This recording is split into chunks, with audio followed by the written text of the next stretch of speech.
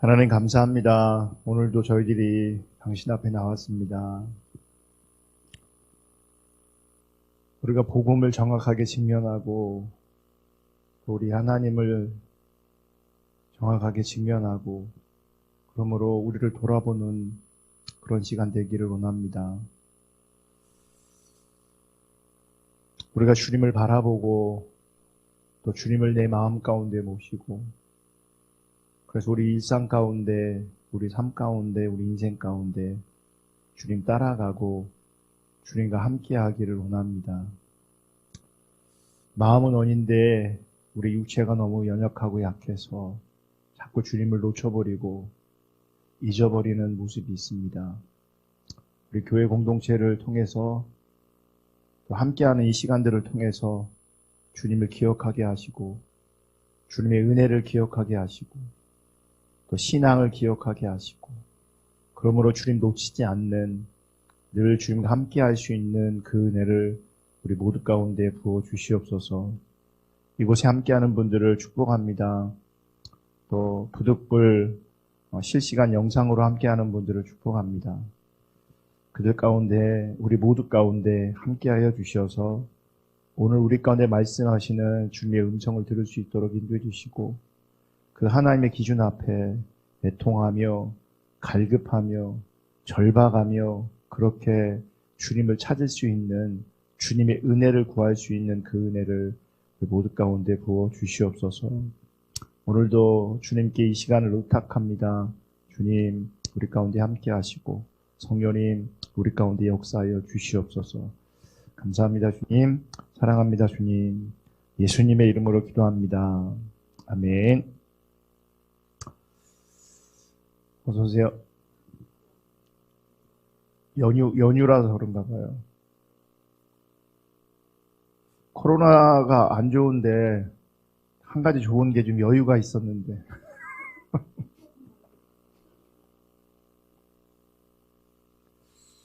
날 좋고 또 코로나 거의 우리나라는 사실상 많이 좀 잡힌 것 같아요. 어제 뉴스 보니까 국내에선 2명 확진자 나왔더라고요. 해외에서 들어온 분들 빼고는 2명밖에 없대요. 그러니까 거의 이제 잡힌 거예요. 그러다 보니까 이제 대전도 거의 뭐 청정 지역이고, 그러니까 웬만한 데는 지금 다 청정 지역 같아요. 그리고 총선 그렇게 한번 모였었는데 전 국민이 총선 치르면서도 결과가 확진자가 안 나오고 하다 보니까 이제 나라에서는 좀 더 조심시키려고 이렇게 하지만 내부적으로는 거의 소강 상태인 것 같아요. 그래서 매 주일마다 서울 사랑제일교회라고 공무원들하고 맨날 그 실갱이 걸리고 그랬잖아요. 그러니까 지난 주일에는 아예 공무원들이 나오지도 않았대요. 그러니까 그만큼 이제 아니 그만큼 또 이제 안전해진 거죠 상황이. 그러니까 상황이 위험하면 또 나가서 점검하고 체크하고 막 그랬을 건데 많이 이제 사람들이 이제 그거 알고 날씨도 좋고. 태안인가 서산에는 지금 뭐 숙박업소고 빈대가 없대. 호텔 같은데 거의 예약 다 찼고 지금 뭐 바람 쐬러 해외는 못 나가니까 국내에서 지금 다들 그러다 또 확진자 나오면 또 안 되는데 조금 더 조심할 필요가 있는데 그래서 봄바람 쐬러 여기저기 바쁘신 분들 계신데 이런 와중에 함께 해주셔서 감사하고요. 우리 조인현 성도님 가정이 이렇게 통역이 있으면 오시려고 했는데 아이들도 바쁘니까 아이들도 힘드니까 또 이제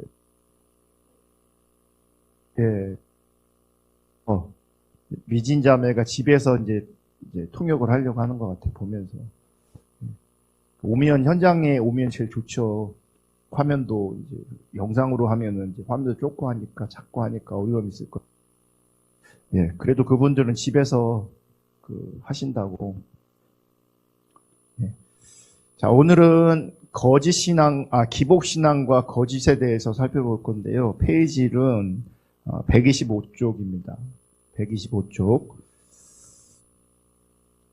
오늘도 제가 쭉 살펴보면서 지난주에 이어서 너무너무 우리의 현실을 정확하게 드러내고 있는 것을 정확하게 드러내고 있는 것에서는 너무 놀라운데 또 너무 안타깝다라는 생각 볼게요. 지난주에 이제 기복신앙을 우리가 배우면서 접근하면서 하나님이 복이시다라는 부분들을 분명히 살펴봤습니다. 세상에 어떤 것이 복이 아니라 우리 하나님 믿는 예수를 믿는 우리들이 하나님 그분이 복이십니다. 하나님만이 복이십니다. 아멘. 그러니까 세상 사람들이 복이라고 여기는 것도 우리는 복으로 여기는 게 아니고요. 그건 이제 하나님의 나라를 확장하기 위한 수단 삼는 것이지 그게 결코 복 될 수 없고 목적도 될 수 없다는 것을 우리가 좀 기억할 필요가 있고요. 그래서 하나님만을 철저하게 복 삼을 수 있는 그런 은혜가 우리 시대에 또 우리에게 절박하게 필요한 것 같아요. 그러면서 하나님의 백성들이 거짓 신앙 체계에 빠지면 반드시 당연히 이제 거짓이 팽배하게 돼 있습니다. 거짓이. 그럼 거짓이 뭐냐? 이 부분을 우리가 정확하게 인식하셔야 되는데 우리는 이제 거짓말을 거짓으로 생각할 때가 참 많아요. 그러니까 내가 거짓되지 않았다라는 생각이 있는 거죠. 이제 거짓과 거짓말을 거의 이제 같은 개념으로 생각하다 보니까. 근데 이게 좀 분리할 필요가 있어요. 그러니까 거짓말이 뭐냐면 사실이 아닌 말을 하는 게 거짓말이잖아요. 사실이 아닌 말을 하는 것. 이 거짓이란 개념은 더 본질적인 개념이에요. 그러니까 사실이 아닌 말이 아니라 본질적인. 그러면 거짓을 우리가 어떻게 이해해야 될 것인가라고 할 때 현실과 전혀 다른 삶을 살 때 그게 거짓된 삶이거든요. 그러면 이제 현실이 뭔가를 정확하게 인식해야 돼요. 현실이 뭐예요? 그러니까 우리에게 가장 기본적인 현실은 하나님 살아계시다는 거예요. 그래서 하나님 앞에 사는 게 정직한 삶이고요. 하나님 없는 삶 혹은 하나님 앞에 살지 않는 삶 자체가 거짓된 거예요. 그래서 그러니까 하나님 없는 윤리와 정의, 도덕 이 모든 것들은요. 가장 기본적인 하나님이라는 현실을 외면하고 있기 때문에 다 거짓된 겁니다. 근데 이제 하나님 없는 세상은 우리끼리 도덕적이고 윤리적이고 진실한 개념들을 우리가 이제 만들어 가거든요. 그래서 우리 관계 안에서 중요한 게 그래서 거짓말이냐, 사실과 다른 말을 하냐, 거짓말을 하냐, 이런 게 중요하게 여겨지는 거거든요. 그래서 나는 사실과 다른 말을 하지 않는 사람이라면 나는 정직한 사람이 되고, 진실한 사람이 되고, 그러니까 나를 거짓된 사람이라, 내 안에 거짓이 있다라는 개념 자체가 성립되지가 않는 거예요. 근데 이제 하나님이 살아계시다는 현실 앞에서는 내가 아무리 옳은 말하고 사실을 말해도 하나님 부인하면, 하나님 없다고 여기면 그분 자체가, 존재성 자체가 뭐가 되는 거예요? 거짓이 되는 거예요. 거짓이. 그래서 여러분 거짓 신앙 체계의 핵심은요, 우리 가운데 거짓이 팽배하다는 거예요. 그럼 보세요. 거짓 신앙이다라고 하나님이 없는 신앙을 말하는 게, 하나님 없는 신앙이 뭐가 되는 거예요? 거짓 신앙이 되는 거죠. 이게 아이러니가 뭐냐면, 거짓 신앙이 되면 하나님이 없는 건데, 우리는 거짓을 몰라요. 거짓을 인식하지 못해요. 그러니까, 거짓은 인식하지 못하고 나는 뭐만 인식해요? 신앙을 인식해요. 그러니까, 거짓 신앙 체계에 빠져 있으면, 자기가 잘못되어 있는지 전혀 인식을 못하게 되는 거예요. 거짓을 인식하지 못하니까. 그래서 오늘 이제 오늘 내용들을 쭉 살펴보면 알겠지만요. 진짜 거짓 신앙 체계가 얼마나 위험한지, 그리고 그럼에도 불구하고 우리 시대에 과거나 지금이나 거짓 신앙이 얼마나 강력하게 역사하고 있는지를 볼 수가 있습니다. 성경에서 가장 거짓이 만연했던 시대가 어디냐를 보면, 뭐 보편적으로 다 거짓이 만연했지만, 특별히 어디서 많이 나오냐면, 세기말, 그러니까 심판을 앞두고 있던 예레미야 시대에 거짓이 팽배했던 걸 볼 수 있어요. 그러니까 거짓이 너무 팽배하니까 하나님 끝내 뭐 하시는 거예요? 심판하시는 거죠. 심판하시는 거. 자, 이제 볼게요. 큰 글씨 125페이지 큰 글씨. 이 신앙 체계는 거짓이 가득합니다. 예레미야 시대는 예레미야가 남은 자로 하나님의 사람으로 하나님의 말씀을 선포하고 있지만 시대 자체는 너무나 어둡고 너무나 타락했기 때문에 거짓이 말씀 볼게요. 말씀해 보면 가로 돼 있지만 밑에 다 나와 있어요. 그죠? 볼게요. 선지자들은 제사장들은 자기 권력으로 다스리며 마지막에는 너희가 어찌 하려느냐.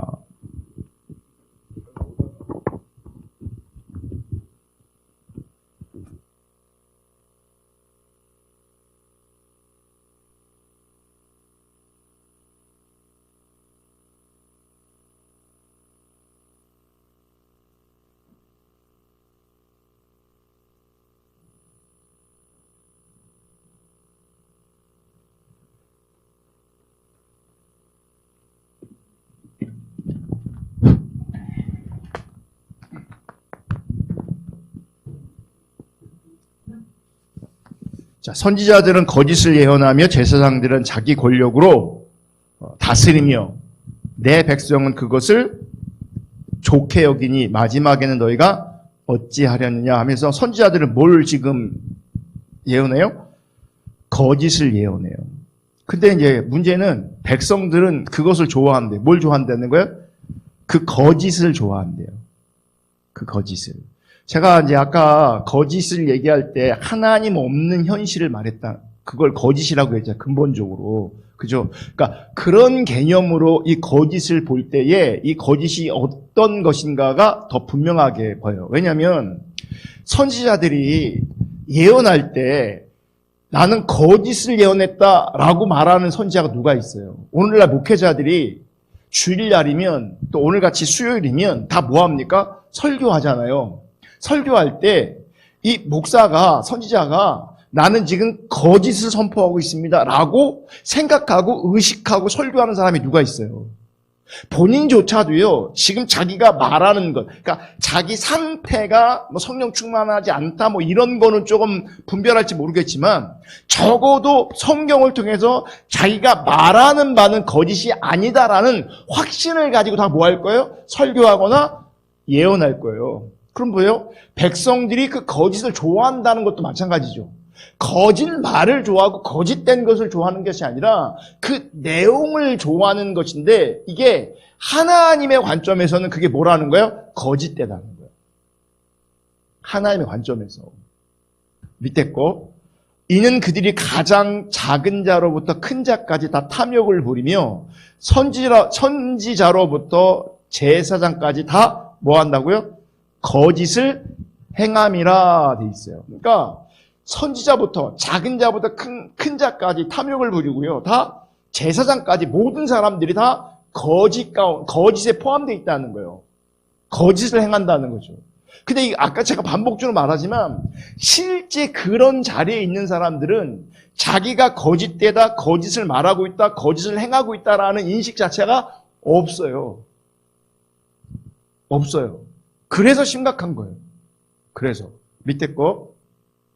이 예루살렘 백성이 항상 나를 떠나 물러가면 어찌함이냐. 그들이 거짓을 고집하고 돌아오기를 거절하도다. 이게 예레미야 8장 5절이에요. 고집. 여기 고집이라는 단어가 나오는데 이게 다른 표현으로 뭐예요? 강팍하다, 완악하다, 완고하다. 이런 말이에요. 이런 말. 그리고 밑에 있는 거. 너희가 어찌 우리는 지혜가 있고 우리에게는 여호와의 율법이 있다 말하겠느냐. 참으로 서기관의 거짓의 붓이 거짓되게 하였나니. 네, 다 뭐예요? 거짓이에요. 거짓. 예레미야 18장 18절도 제가 한번 읽어드릴게요. 예레미야 18장 18절 여기 없어요. 그들이 말하기를 오라 우리가 꾀를 내어 예레미야를 치자. 제사장에게서 율법이, 지혜로운 자에게서 책략이, 선지자에게서 말씀이 끊어지지 아니할 것이니 오라 우리가 혀로 그를 치고 그의 어떤 말에도 주의하지 말자 하나이다. 다시 이거 세 번역으로 읽어드릴게요. 백성이 나를 두고 이르기를, 이 예레미야에게 말하는 거죠. 이제 예레미야를 죽일 계획을 세우자. 이 사람이 없어도 우리에게는 율법을 가르쳐줄 제사장이 있고 지혜를 가르쳐줄 천자가 있으며 말씀을 전하여줄 예언자가 있다. 그러니 어서 우리의 혀로 그를 헐뜯자. 그가 하는 모든 말을 무시하여 버리자 합니다.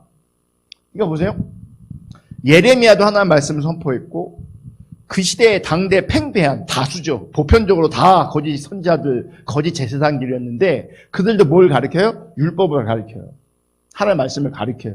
그런데 보편적으로 사람들이 뭐라고 말하냐면 이제 예레미야를 죽여버리자. 예레미야 아니어도 우리에게 율법을 가르쳐줄 사람이 있다. 그런 지도자가 있다. 그런 선지자가 있다. 그런 교사가 있다라고 말하는 거예요. 그래서 예레미야를 무시하자 결국에는 더 나아가서 예레미야를 죽여버리자라고까지 얘기하는 거예요. 근데 보세요. 똑같이 율법을 가르치는데 하나는 자기네들이 좋게 받아들일 수 있는 율법적 관점으로 설교가 되어지고 한쪽은 자기네들을 힘들게 하는 거예요. 그러니까 어떻게 해요? 예레미야 말고 보편적으로 훌륭한 자기들이 생각하는 좋은 설교자, 좋게 가르치는 교사들이 있으니 얘는 잘못 가르치고 있으니 얘는 죽여버리자라고 말하는 거예요. 그리고 뭐예요? 보편적으로 사람들이 뭘 좋아하는 거냐면 하나님의 관점에서 보면 거짓을 좋아하고 있고 진리를 전하는 사람들을 뭐하고 있는 거예요? 싫어하고 있는 거예요. 그러니까 여러분 기복신앙을 거짓 신앙에 거짓이 많은데 거짓이 팽배한데 이 거짓 신앙의 거짓은 무엇과 관련이 있는 것이냐면 하나님의 말씀과 관련되어 있는 것이고 하나님의 말씀이 왜곡될 때 그리고 하나님의 말씀을 내가 이용할 때 뭐가 되는 거예요? 그게 거짓이 되는 거예요. 그러니까 하나님 관점에서 진리가 사라지는 것, 그게 거짓이 되는 거예요. 그러니까 우리가 진리를 모르고 그러니까 거짓이 팽배하다 보니까 삶 자체가 어떻게 되는 거예요? 하나님 보실 때는 하나님 앞에서는 거짓된 삶 자체가 되는 거예요. 그러니까 내가 뭘 하고 안 하고가 우리는 굉장히 중요하거든요. 지금도. 그러니까 내가 뭘 안 하고 있으면 그러니까 부정적인 어떤 것들을 안 하고 있고 긍정적으로 보이는 어떤 것들을 하고 있으면 나도 모르게 나를 괜찮은 사람이라고 생각한단 말이에요. 자기 신앙을 스스로 인정한단 말이에요. 근데 성경을 보면 그런 개념이 아니라 네가 진리 가운데 있느냐 거짓 가운데 있느냐 이렇게 나누어지는 거거든요. 이렇게. 근데 거짓은 뭐냐면 하나님의 말씀을 왜곡되게 받아들일 때예요. 하나님의 말씀을 내가 이용할 때 그것 자체가 뭐가 되냐면 거짓이 되는 거예요. 그렇게 되면 뭐가 되는지 여러분 하나님이 하나님 되시지 않는 거예요. 그러니까 저는 오늘 이제 좀 묵상하면서 이렇게 있는데 우리가 정말 하나님 앞에 겸손하고 조심해야 될 게 뭐냐면 하나님을 인정해 드리는 게 그게 참된 신앙인 거잖아요. 그죠? 근데 보세요. 우리가 하나님을 인정해 드리지 않으면 내가 하나님 되는 거예요. 내가 하나님 되는 거예요. 그러면서 또 한편으로 이 거짓 신앙의 관점도 무서운 게 뭐냐면 하나님이 말씀하신 것만 하나님의 뜻이고 하나님의 말씀인데 우리는 하나님의 뜻이 아닌데 하나님 말씀하신 바가 아닌데 내가 하나님을 빙자해서 이건 하나님의 말씀이다 혹은 하나님의 뜻이다 이게 하나님의 계시다라고 하면 지금 그 사람은 어떤 역할을 자기가 하나님 자리에 있는 거예요. 왜냐하면 하나님 대신 하나님의 말씀의 권위를 왜곡시키고 있거든요. 그러니까 자기가 뭐예요? 하나님 자리에 있는 거예요. 자기가. 그러니까 보세요. 그러니까 하나님이 없는 자리 자체가 거짓된 삶 자체라는 거예요. 그러니까 세상의 관점에서는 착하고 선하고 선행도 많이 하고 해서 칭찬받고 존경받을지 몰라도 그에게 만약 하나님이 없다면 혹은 그에게 거짓 신앙이라면 그는 하나님 앞에서 그냥 심판의 대상일 뿐인 거예요. 그게. 그러니까 지난주에 배웠던 우리가 하나님을 찾으면 하나님이 오신다. 하나님과 함께하면 하나님이 함께 하신다라는 개념이 얼마나 중요한지 몰라요. 그러니까 내가 하나님과 함께하지 않으면요. 사실은 하나님 없는 차원이 아니라 내가 하나님 노릇하며 살고 있는 거예요. 내가. 그러니까 이게 하나님 뜻이다라고 말하는 어떤 리더가 있다면 근데 그게 하나님 뜻이 아니라면, 이게 하나님 말씀이다라고 하는데 그게 하나님 말씀이 아니라면 내가 뭐 하고 있는 거예요? 하나님 배후에 내가 있는 거예요. 그러면서 뭐 하는 거예요? 하나님 이용해서 다른 사람들을 뭐 하는 겁니까? 조종하고 있는 거잖아요. 그러니까 하나님이 하나님 자리에 있는 게 아니라 사실은 내가 하나님 이용해서 하나님 자리에 있는 거예요.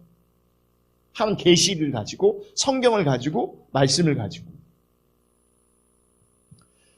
그래서 이런 감동받았다라고 봤다 들었다는 사람들이 굉장히 조심해야 되는 게 뭐냐면, 이게 하나님의 말씀이라고 전달하거든요. 근데 그게 만약 하나님의 말씀이 아니면 지금 굉장히 뭐 하는 거예요? 하나님 앞에서 큰 엄청난 죄를 짓는 거예요. 그게.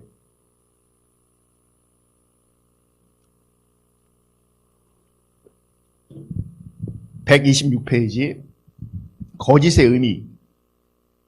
거짓의 의미.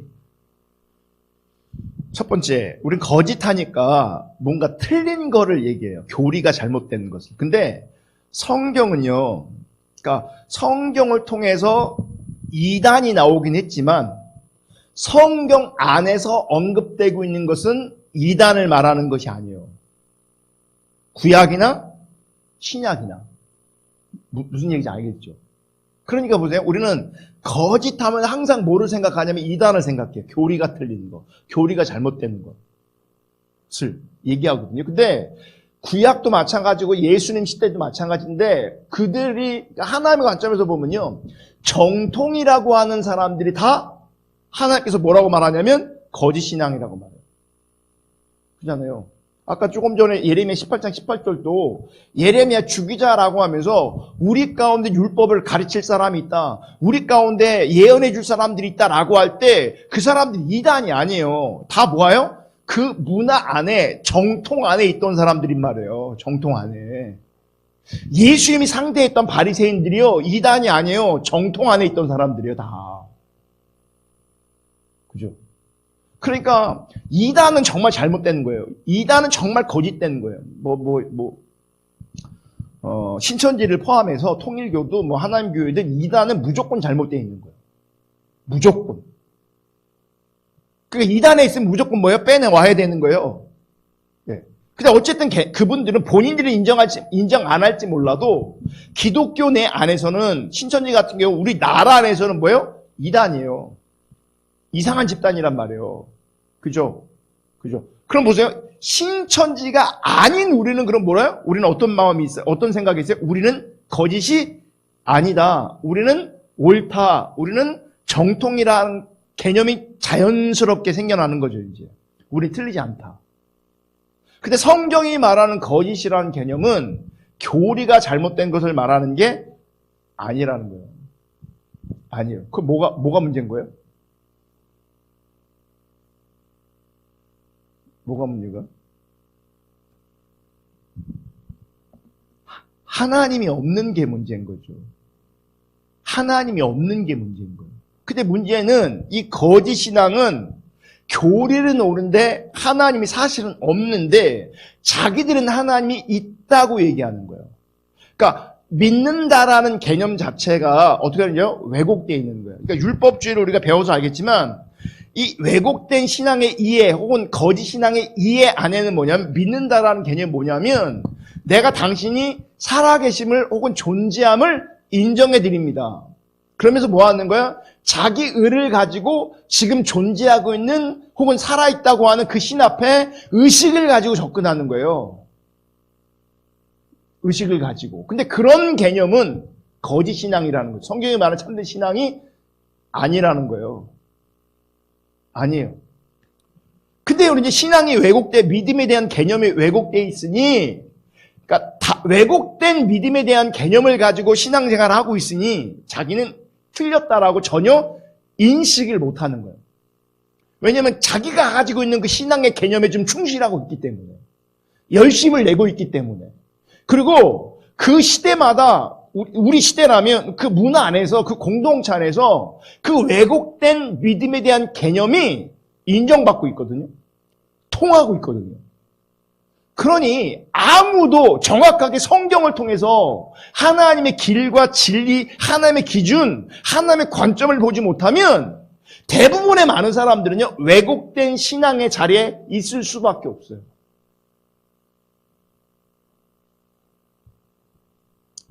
그래서 정말 이 거짓 신앙이 위험한 거예요. 거짓 신앙이. 자,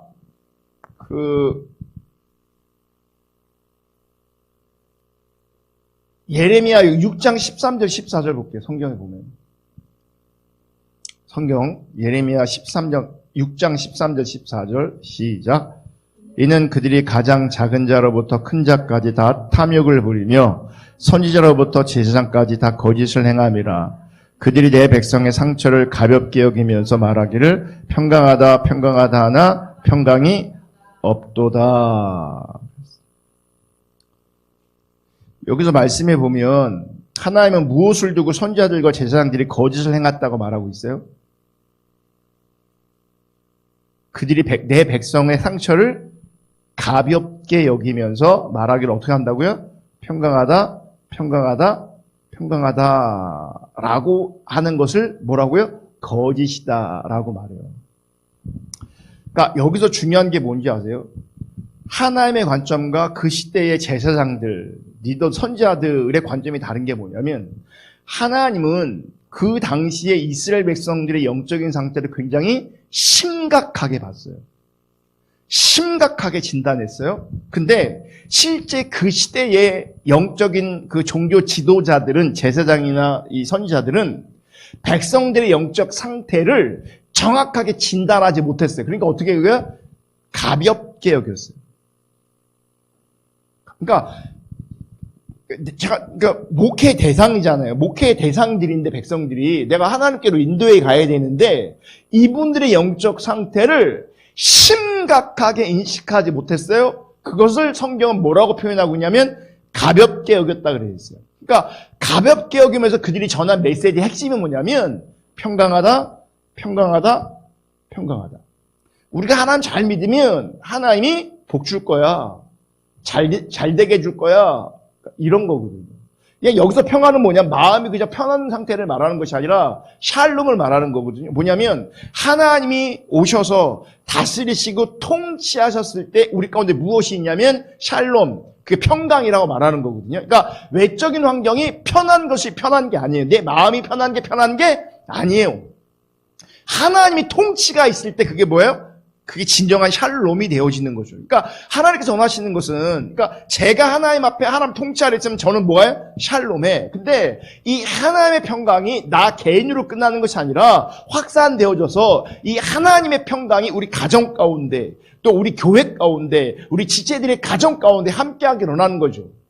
단순히 편해지는 삶이 아니고 하나님의 통치가 실제 되어지는 삶을 말하는 거예요. 그게 성경이 말하는 평강이거든요. 네. 근데 여기서 말하는 제사장, 여기서 이 성경에서 말하는 평강은요, 이제 그런 평강이 아니에요. 사실은 자기네들이 평강 잘 되고 이런 걸 말해요. 근데 그럼 이분들이 평강하다 그러는데 그냥 평강을 외치는 게 아니라 나름 성경에 근거가 있었다는 거예요. 그러니까 성경의 근거를 가지고 하나님 말씀을 가지고 율법을 가지고 이것을 토대로 해서 혹은 이거를 근거로 해서 뭐 하냐면 평강을 선포하는 거예요. 평강을. 그러니까 교리적으로 말하면 이론적으로 말하면 틀린 게 아니에요. 왜냐면 성경에 내 말씀의 소스가 어디 있냐면 성경에 있는 거예요. 그러니까 성경을 가지고서 말하니까 틀릴 수가 없는 거죠. 틀리면 안 되는 거죠. 그죠? 그리고 아무도 틀렸다라고 말하지 못하는 거예요. 왜냐하면 성경을 말하고 있으니까. 그러니까 제사장들이 선지자들이 그 당시에 평강하다 말할 수 있는 두 가지 성경의 근거가 율법의 근거가 있었어요. 첫째는 뭐냐면 다윗의 자손에 관한 거였고 또 하나는 뭐냐면 성전에 관한 거였어요. 다윗의 자손에 관한 건 뭐예요? 다윗을 하나님 선택하시면서 너의 자손들을 통해서 내가 이 땅을 뭐 한다고요? 다스릴 것이다. 영원히 끊어지지 않을 것이다. 라고 뭐 하셨어요? 약속하셨단 말이죠. 다윗의 자손에 대한 예언. 또 하나 무슨 예언이 있어요? 성전에 대한 예언이 있어요. 뭐냐면 하나님께서 자기 이름을 어디에 두세요? 성전에 두세요. 그래서 이스라엘 백성들이 특별히 이제 솔로몬이 성전을 봉헌하고 기도하는 내용들을 보면 니네가 어려움을 당할 때, 환난을 당할 때 이 성전에서 기도하면 내가 그 기도를 들어줘서 뭐 한다고요? 이제 평안케 할 것이다. 이런 말씀들이 있단 말이죠. 그죠? 그러니까 분명한 성경의 근거를 가지고 율법의 말씀을 가지고 평강하다, 평강하다, 평강하다라고 외치는 거죠. 그리고 지금 눈앞에 다윗의 자손이 통치하고 있어요. 그리고 성전이 우뚝 서 있어요. 그 속에서는 계속해서 지속적으로 제사가 예배가 드려지고 있어요. 기도가 드려지고 있어요. 그죠? 그러니 말씀이 말하고 있고 현실이 다윗의 자손이 통치하고 있고 성전이 건재하고 있어 라고 하니 그 말씀 붙잡을 수밖에 없는 거예요. 또 하나 이미 예레미야 시대는요. 그러니까 이미 그 1차로 포로가 끌려간 상태예요. 그러니까 지금 잠시 어려운 일이 있고 고난이 있을지 몰라도 분명히 하나님 말씀하신 바가 있지만 지금 눈앞에 이런 일이 벌어졌을지라도 그럼에도 불구하고 하나님께서 분명히 우리를 회복하실 것이다. 평강을 주실 것이다. 그러니까 보세요. 우리가 코로나 하나 때문에 다 걱정하고 염려하고 막 이러고 있는데 공포스러워하고 있는데 왜 평강을 외치고 있냐면요. 지금 나라가 위태롭거든요. 포로로 끌려가고 있거든요. 그러니까 나라가 어떻게 될지 모르는 거예요. 그러니까 불안한 거예요, 백성들이. 그때 리더들이 뭐라고 말하냐면 근본적인 원인을 알아서 우리가 하나님께로 돌아가야 된다. 회개해야 된다라고 해야 되는데 이것을 그렇게 중요하게 인식하지 않고 우린 당연히 뭐 하는지 아세요? 여호와 앞에 있다. 하나님 앞에 있다. 잠시 어려울 뿐이다. 잠시 우리 가운데 고난이 있을 뿐이다라고 착각하고 있는 거예요. 그리고 말씀이 그렇게 예언하고 있기 때문에 우리는 망하지 않는다요. 망하지 않는다. 그래서 뭘 외치는 거예요? 평강하다, 평강하다, 평강하다. 그러니까 겉으로 보기에는요, 교리가 잘못된 것처럼 보이지 않아요. 그죠? 그게 문제가, 그게 거짓이 아니었어요. 진짜 거짓의 문제 뭐냐면 하나님이 그곳에 없는 게 문제죠. 없는 게. 그러니까 교리적으로는 옳은데 문화적으로는 시대적으로는 옳은데 하나님께서 말씀하신 거짓이 될 수 있다는 거예요. 하나님 관점에서는 거짓이 될 수 있어요. 그러니까 시대적으로, 말씀적으로, 문화적으로 옳아. 틀리지 않았어. 그러니까 사실 우리도 내가 거짓된 게 우리 시대의 교회가 거짓돼 있다는 걸 인식을 잘 못하는 이유 중에 하나도 뭐냐면 항상 우리가 말씀을 근거로 하고 나름은 말씀을 근거로 하고 있거든요. 그죠? 그 시대적으로 우리가 정통 안에 있거든요. 그러니까 우리가 거짓인지를 몰라요. 그러니까 거짓이라고 얘기하잖아요. 사람들은 싫어해요. 똑같아요. 과거나 지금이나. 예레미야를 백적했던 것처럼요. 이 시대에도요. 예레미야 같은 선지자가 나타나잖아요. 아니, 보세요. 예수님 때는요. 하나님의 아들이 나타났음에도 불구하고 뭐예요? 배척해버려요. 왜냐면 뭐가 진리인지 뭐가 거짓인지 하나님의 관점으로 정리되어 있지 않아요. 그러니까 참과 거짓도요. 우리식으로 정리되어 있기 때문에 진짜 참과 거짓을 볼 수 있는 영적인 안목이 우리 가운데 없어요. 그래서 정말 중요한 개념이 두 번째예요. 자, 교리가 잘못된 것이 거짓이 아니에요. 두 번째 중요한 게 뭐냐면 자, 127페이지 영적 분별력이 없으면 어떻게 된다고요? 거짓이 될 수 있다. 이게 정말 중요한 거예요. 그래서 영적 분별력은 뭡니까? 하나님의 기준을 보는 거죠. 하나님의 관점으로 보는 거죠. 그러니까 하나님의 관점이 나한테 없으면 영적 분별력이 내게 없으면 나도 모르는 새 나는 어디로 가요? 거짓으로 갈 수밖에 없어요. 거짓으로. 저는 그러니까 이런 메시지 사람들이 참 좋아해. 뭐냐면 사람들이 여러분들에게 가능성이 있습니다. 소망이 있습니다. 막 긍정적으로 우리 인간을 이렇게 얘기해주고 막 격려해주고 무한한 어떤 가능성을 축복해주고 이런 메시지 사람들 굉장히 좋아하잖아요. 그러니까 그런 메시지가 선포되는 교회일수록요, 교회가 밝아요. 교회가 밝아요. 신나요. 찬양도 우중충한 거 안 해요. 네. 저보고는 왜 이렇게 우중충하냐고 많은 사람들이 너무 무겁대요, 제 예배가. 왜냐면 제가 빠른 노래를 잘 못하니까 저한테 편한 노래를 하다 보니까, 그러니까 비트가 빠르고 좀 신나고 가볍게 이런 거는 목소리 자체도 좀 안 어울리잖아요. 그죠? 근데 막 긍정적인 사고방식, 뭐 성령의 역사, 뭐 돌파, 이런 데 가면요. 아주 막 분위기 자체가요. 활발해요. 신나고. 막 박수도 막 신나게 치고, 여기 이렇게 팀이 있으면 율동을 되게 막 이쁘게 아름답게 막 이런 분위기 막 연출돼요. 그잖아요. 그런 데 비해서 우리는 막 되게 무겁잖아요. 막. 안 그러세요? 그죠? 근데 보세요. 저는 성경을 보면 볼수록 인간을 상대하면 상대할수록, 아니, 나를 보면 볼수록요, 인간은 죄인이에요. 인간은 선한 게 하나도 없어요. 근데 보세요. 선한 게 하나도 없다라는 개념 자체를 가볍게 여기면 안 되는 거거든요. 근데 한국교회가 그 부분은 너무 가볍게 여긴 다음에 이제 당신은 하나님의 사람이니까, 이제 당신은 구원받았으니까 라고 하면서 긍정으로 뭐 하는 거예요? 이끌어가요. 그렇게 가다 보면 이제 거짓에 빠질 수 있는 가능성이 되게 높아요. 우리 인간은요, 그러니까 타락 이후의 인간은 그냥 우리 스스로 부패하는 존재예요.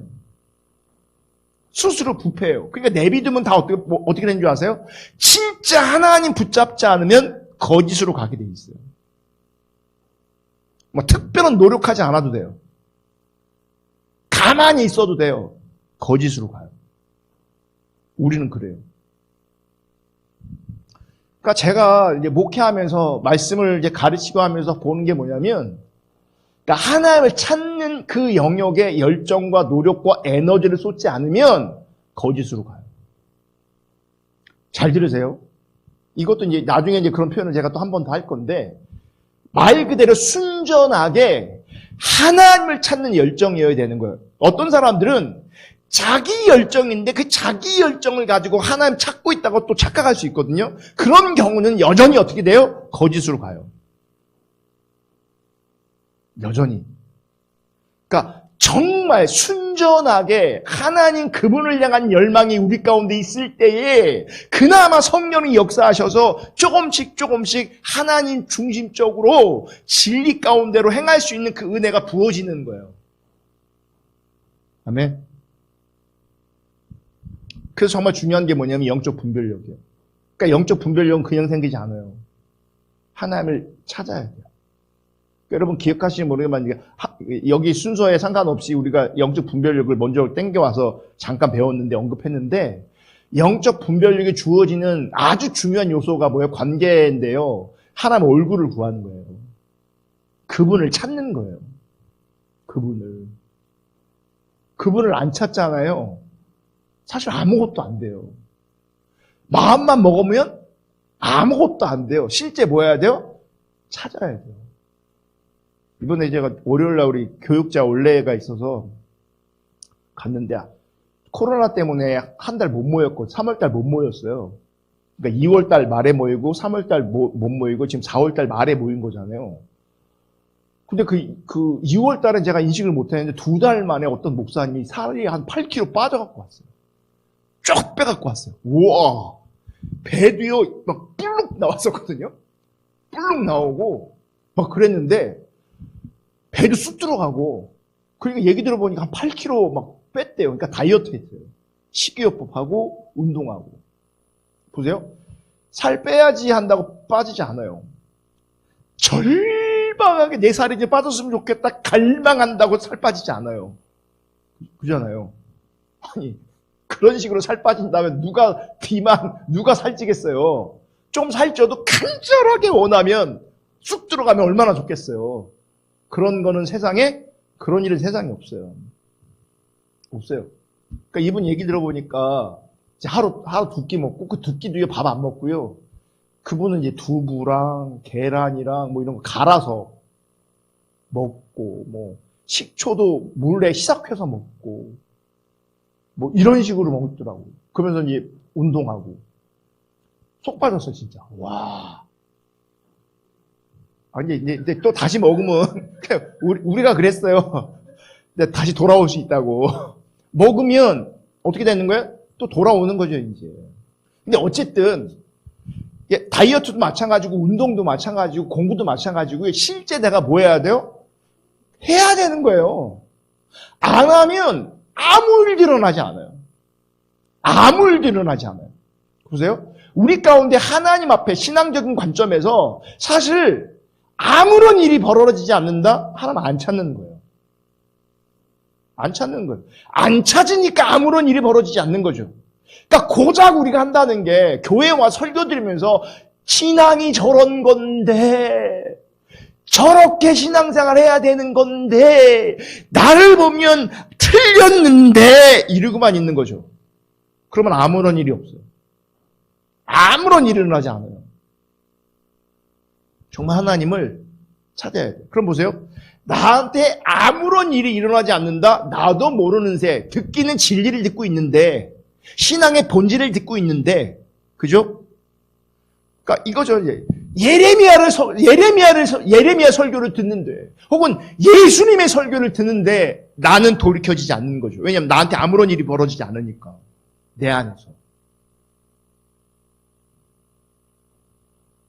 그러니까 예레미야가 아무리 외쳐도요. 하나도 안 변했어요. 예수님이 그렇게 외쳐도요. 사실은 그러니까 퍼센테이지로 따지면요. 아무런 일이 안 일어난 거예요. 사실은 나중에 제자들이 돌이켰으니까 그들을 통해 사용하신 것이지 십자가 전까지 보면요. 적극적으로 대적했던 사람들이 있었고 또 한 번요. 예수님을 배신했던 사람들이 있었어요. 그렇잖아요. 제자도 다 배신하고 떠난 거잖아요.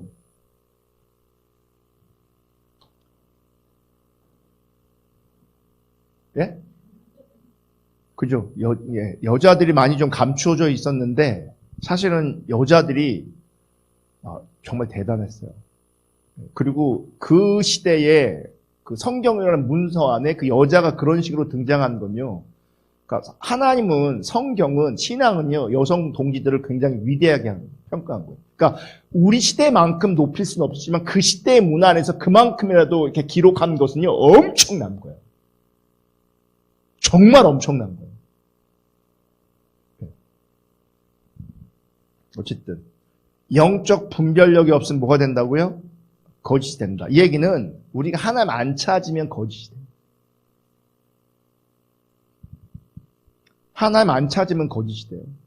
하나님 안 찾으면. 그러니까 여러분 제가 자주 얘기하는 게 우리 대전 포도나무 교회에 속해 있다고 내가 참이다라고 하면 절대 안 돼요. 그러니까 참이다 거짓이다는요. 내가 대전 포도나무 교회 다녀. 내가 강요한 목사님의 설교를 듣고 있어. 십자가 복음을 배웠어. 여주론 목사님 설교를 듣고 있어. 라고 하는 것으로 구별되지 않아요. 그것으로 구별되지 않아요. 그것으로 자기를 확증하면 큰 코닥집니다. 그건 착각입니다. 하나님과의 관계인데 하나의 관계성 안에서 중요한 게 뭐냐면 영적 분별력이죠.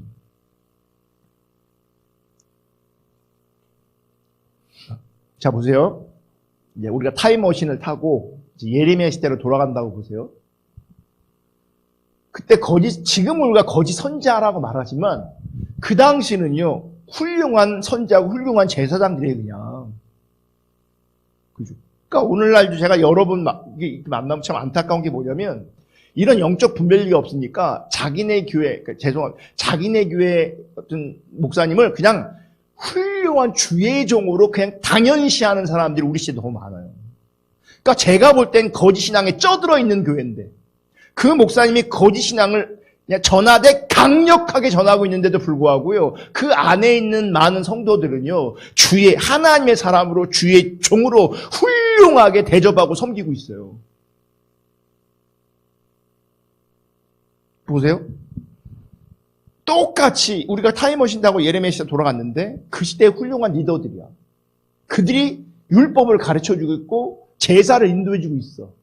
그들이 성경을 근거로 신사적으로 거룩하게 아름답게 평강을 외치고 있어. 한 사람은 그 시대에 전혀 인정받지 못하는 예레미야 같은 선지자가 있어요. 그 시대는 거짓 선지자로 취급받고 있는데 두 사람의 메시지를 내가 들어요. 여러분이 들어요. 그러니까 지금 말고 그 시대로 내가 돌아갔을 때 나는 어떤 설교를 들을 것 같아요? 예? 그죠? 평강을 외치는 지도자의 설교를 들을 거란 말이에요. 그죠? 그러면 우리도 영적 분별력이 있는 거예요, 없는 거예요? 없는 거죠. 사실 우리는 이렇게 배우니까 그나마 영적 분별력이라는 관점으로 보려고도 하는 그런 은혜가 부어졌지, 이런 관점 자체가 없고 그냥 그 속에 있으면 정말 하나님 사랑, 예레미야처럼 하나님 사랑하는 사람들이 영적 분별력을 가지고 이건 아닌 것 같은데, 이건 좀 문제가 있는데 라고 스스로 고민하고 비평하고 판단하고 고민하는 자리에 있지 않으면 다 어떻게 되는 줄 아세요? 그 시대의 정신에, 시대의 영성에 묻어가는 거예요. 묻어가는 거예요. 그러니까 목사님이 더 막 거룩해. 그 특별히 윤리적으로, 도덕적으로, 인격적으로 문제도 없어. 그래서 거룩하게 막 할렐루야 막 이렇게 하면 막 있으면요. 예. 그리고 막 그 신학 박사야. 설교도 잘해. 구수하게 잘하고 학적으로도 잘하고 가끔 웃기기도 하고. 그러면 당연히 우리 교회 목사님 뭐라고 그래요? 최고라고 얘기해요. 그리고 다 뭐예요? 우리 목사님이 하는 말은 다 뭐예요? 수용해요. 그러니까요, 보편적으로요, 하나님의 관점에서 거짓이라고 하는 것들이 분별되지 않는 거죠. 시대마다. 과거는 과거대로, 지금은 지금대로. 그럼 뭐가 문제일까? 여기 이제 예레미야 23장 16절 18절 있거든요. 여기 한번 읽어볼게요. 만군의 여호와께서 이와 같이 말씀하시되 너희에게 예언하는 선지자들의 말을 듣지 말라. 이게요, 참 어려운 게 이런 거예요. 보세요. 지금 하나님 말씀하시잖아요. 그죠? 근데 하나님 말씀하시는데 하나님이 직접 말씀하시는 것이 아니라 누굴 통해 말씀하세요? 이게 문제인 거예요. 이게. 하나님이 저 하늘에서 쩌렁쩌렁쩌렁하고 막 거룩하고 영광스럽게 임재해져서 너희에게 예언하는 선지자들의 말을 듣지 말아라라라라 이렇게 하면 다들 막 시꺼할 거란 말이에요. 그죠? 근데 정말 별 볼 일 없는 예레미야를 통해서 가라사대, 하나님이 지금 우리 가운데 이렇게 말씀하십니다. 가라사대 하면서 이렇게 말하는 거죠. 너희에게 예언하는 선지자들의 말을 듣지 말라. 누가 이 얘기를 듣겠어요? 이게. 그러니까 누구만 알 수 있냐면요, 하나님 구하고 하나님 찾고 하나님 얼굴을 구하는 사람들만 이제 알게 되는 거죠. 이제. 그렇지 않으면 못 알아먹는 거예요. 이제 보세요. 그들은 이제 거짓 선지자들을 말하는 거죠. 거짓 선지자들은 너에게 뭘 가르쳐요? 헛된 것을 가르쳐요. 헛된 것을 가르치나니 그들이 말한 묵시는 자기 마음으로 말미암은 것이요 여호와 입에서 나온 것이 아니니라. 그러니까 그들이 전하는 건 헛되고요, 하나님께로 온 게 아니에요. 누구한테 온 거예요? 자기에게서 나온 거예요. 자기에게서. 여호와의 입에서 나온 것이 아니니라. 항상 그들이 나를 멸시하는 자에게 이르기를 너희가 평안하리라 여호와의 말씀이니라 하며, 또 자기 마음이 완악한 대로 행하는 모든 사람에게 이르기를 재앙이 너에게 임하지 아니하리라 하였느니라. 누가 여호와의 회의에 참여하여 그 말을 알아들었으며 누가 귀를 기울여 그 말을 들었느냐. 그거 보세요. 그들이 평강하다라고 전할 때 그 메시지를 듣는 사람 누구예요? 완악한 자예요. 그죠? 그러니까 코드가 딱 맞아요. 그러니까 말씀을 선포하는 사람, 예언하는 사람들이나 그 메시지를 듣는 사람이나 중심이 뭐야? 코드가 딱 맞는 게 뭔지 아세요? 자기 마음대로 있잖아요. 자기 마음대로 완화가 되잖아요. 이게 뭐예요? 자기 중심이라는 코드로 일치가 돼 있어요. 리더나 백성이나 자기 중심이에요. 하나님이 있어요, 없어요? 없어요. 그러면 서로 뭐 하는 거예요? 평안할 것입니다. 재앙이 임하지 않을 것입니다. 라고 하면서 서로 뭐예요? 서로 듣기 좋은 얘기만 하는 거죠. 서로 듣기 좋은 얘기만. 그러면서 뭐라고 말해요? 하나님께서 누가 여호와의 회의에 참여했느냐? 이게 뭐예요? 하나님과 친밀한 교제 가운데 있느냐? 하나님과 바른 관계 가운데 있느냐? 그런 사람 하나도 없다는 거예요. 그 시대 가운데. 하나도 없어. 하나도 없다는 거죠. 밑에 예레미야 23장 21절 22절 읽습니다. 이 선지자들은 내가 보내지 아니하였어도 다름질하며 내가 그들에게 이르지 아니하였어도 예언하였은지. 보세요. 선지자들인데 그럼 뭐예요? 선지자는 당연히 누가 보내야 되는 거예요? 하나님 보내야 되잖아요.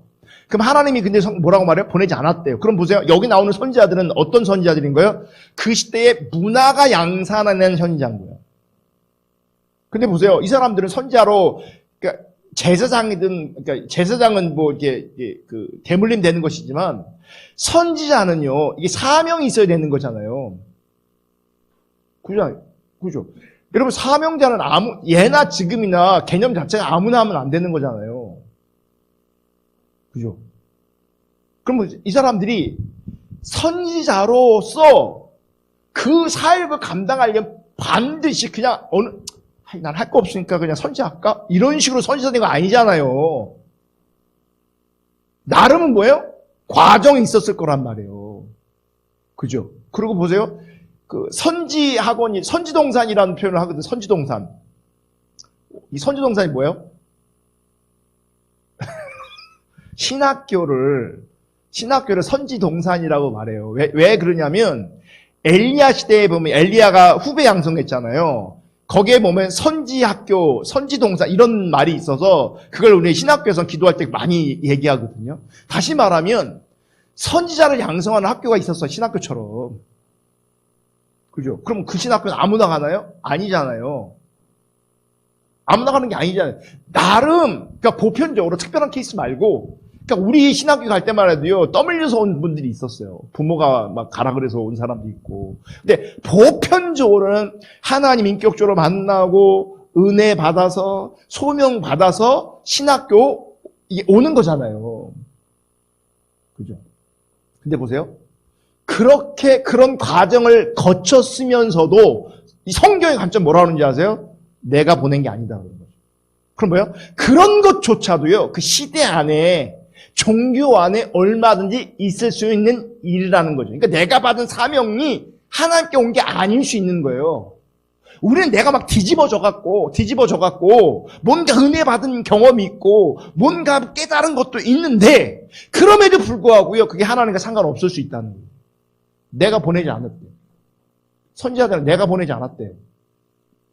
제가 충격적인 게 저랑 같이 사역했던 그 전수하님 계신 목사님인데 이분이 이제 유학 갔다 왔거든요. 사우스 웨스턴.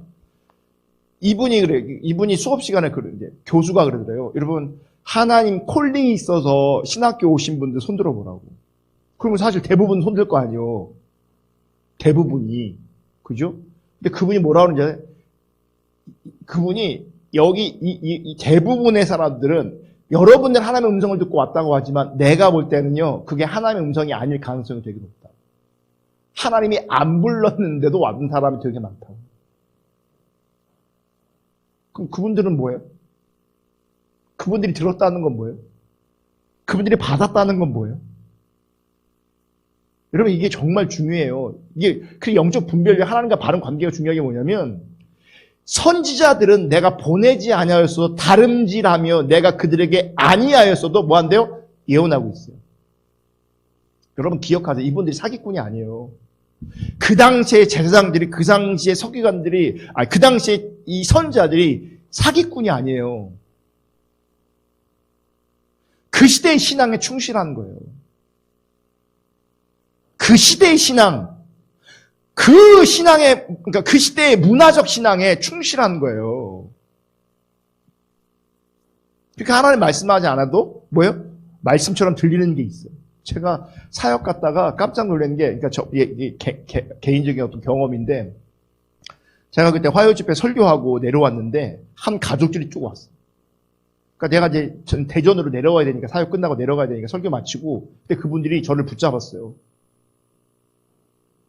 근데 한 자매 때문에 가족이 다 끌려오는 거예요.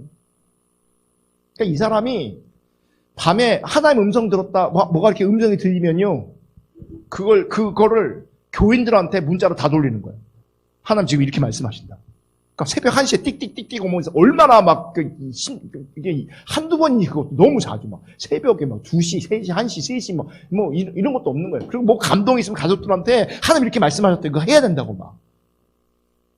근데 그게 다 하나님 말씀이면 상관이 없는데, 근데 지금 그분한테는 그런 현상이 지금 나타나고 있는 거잖아요. 들리고, 깨달아지고, 느끼고 막 그러는 거잖아요, 지금.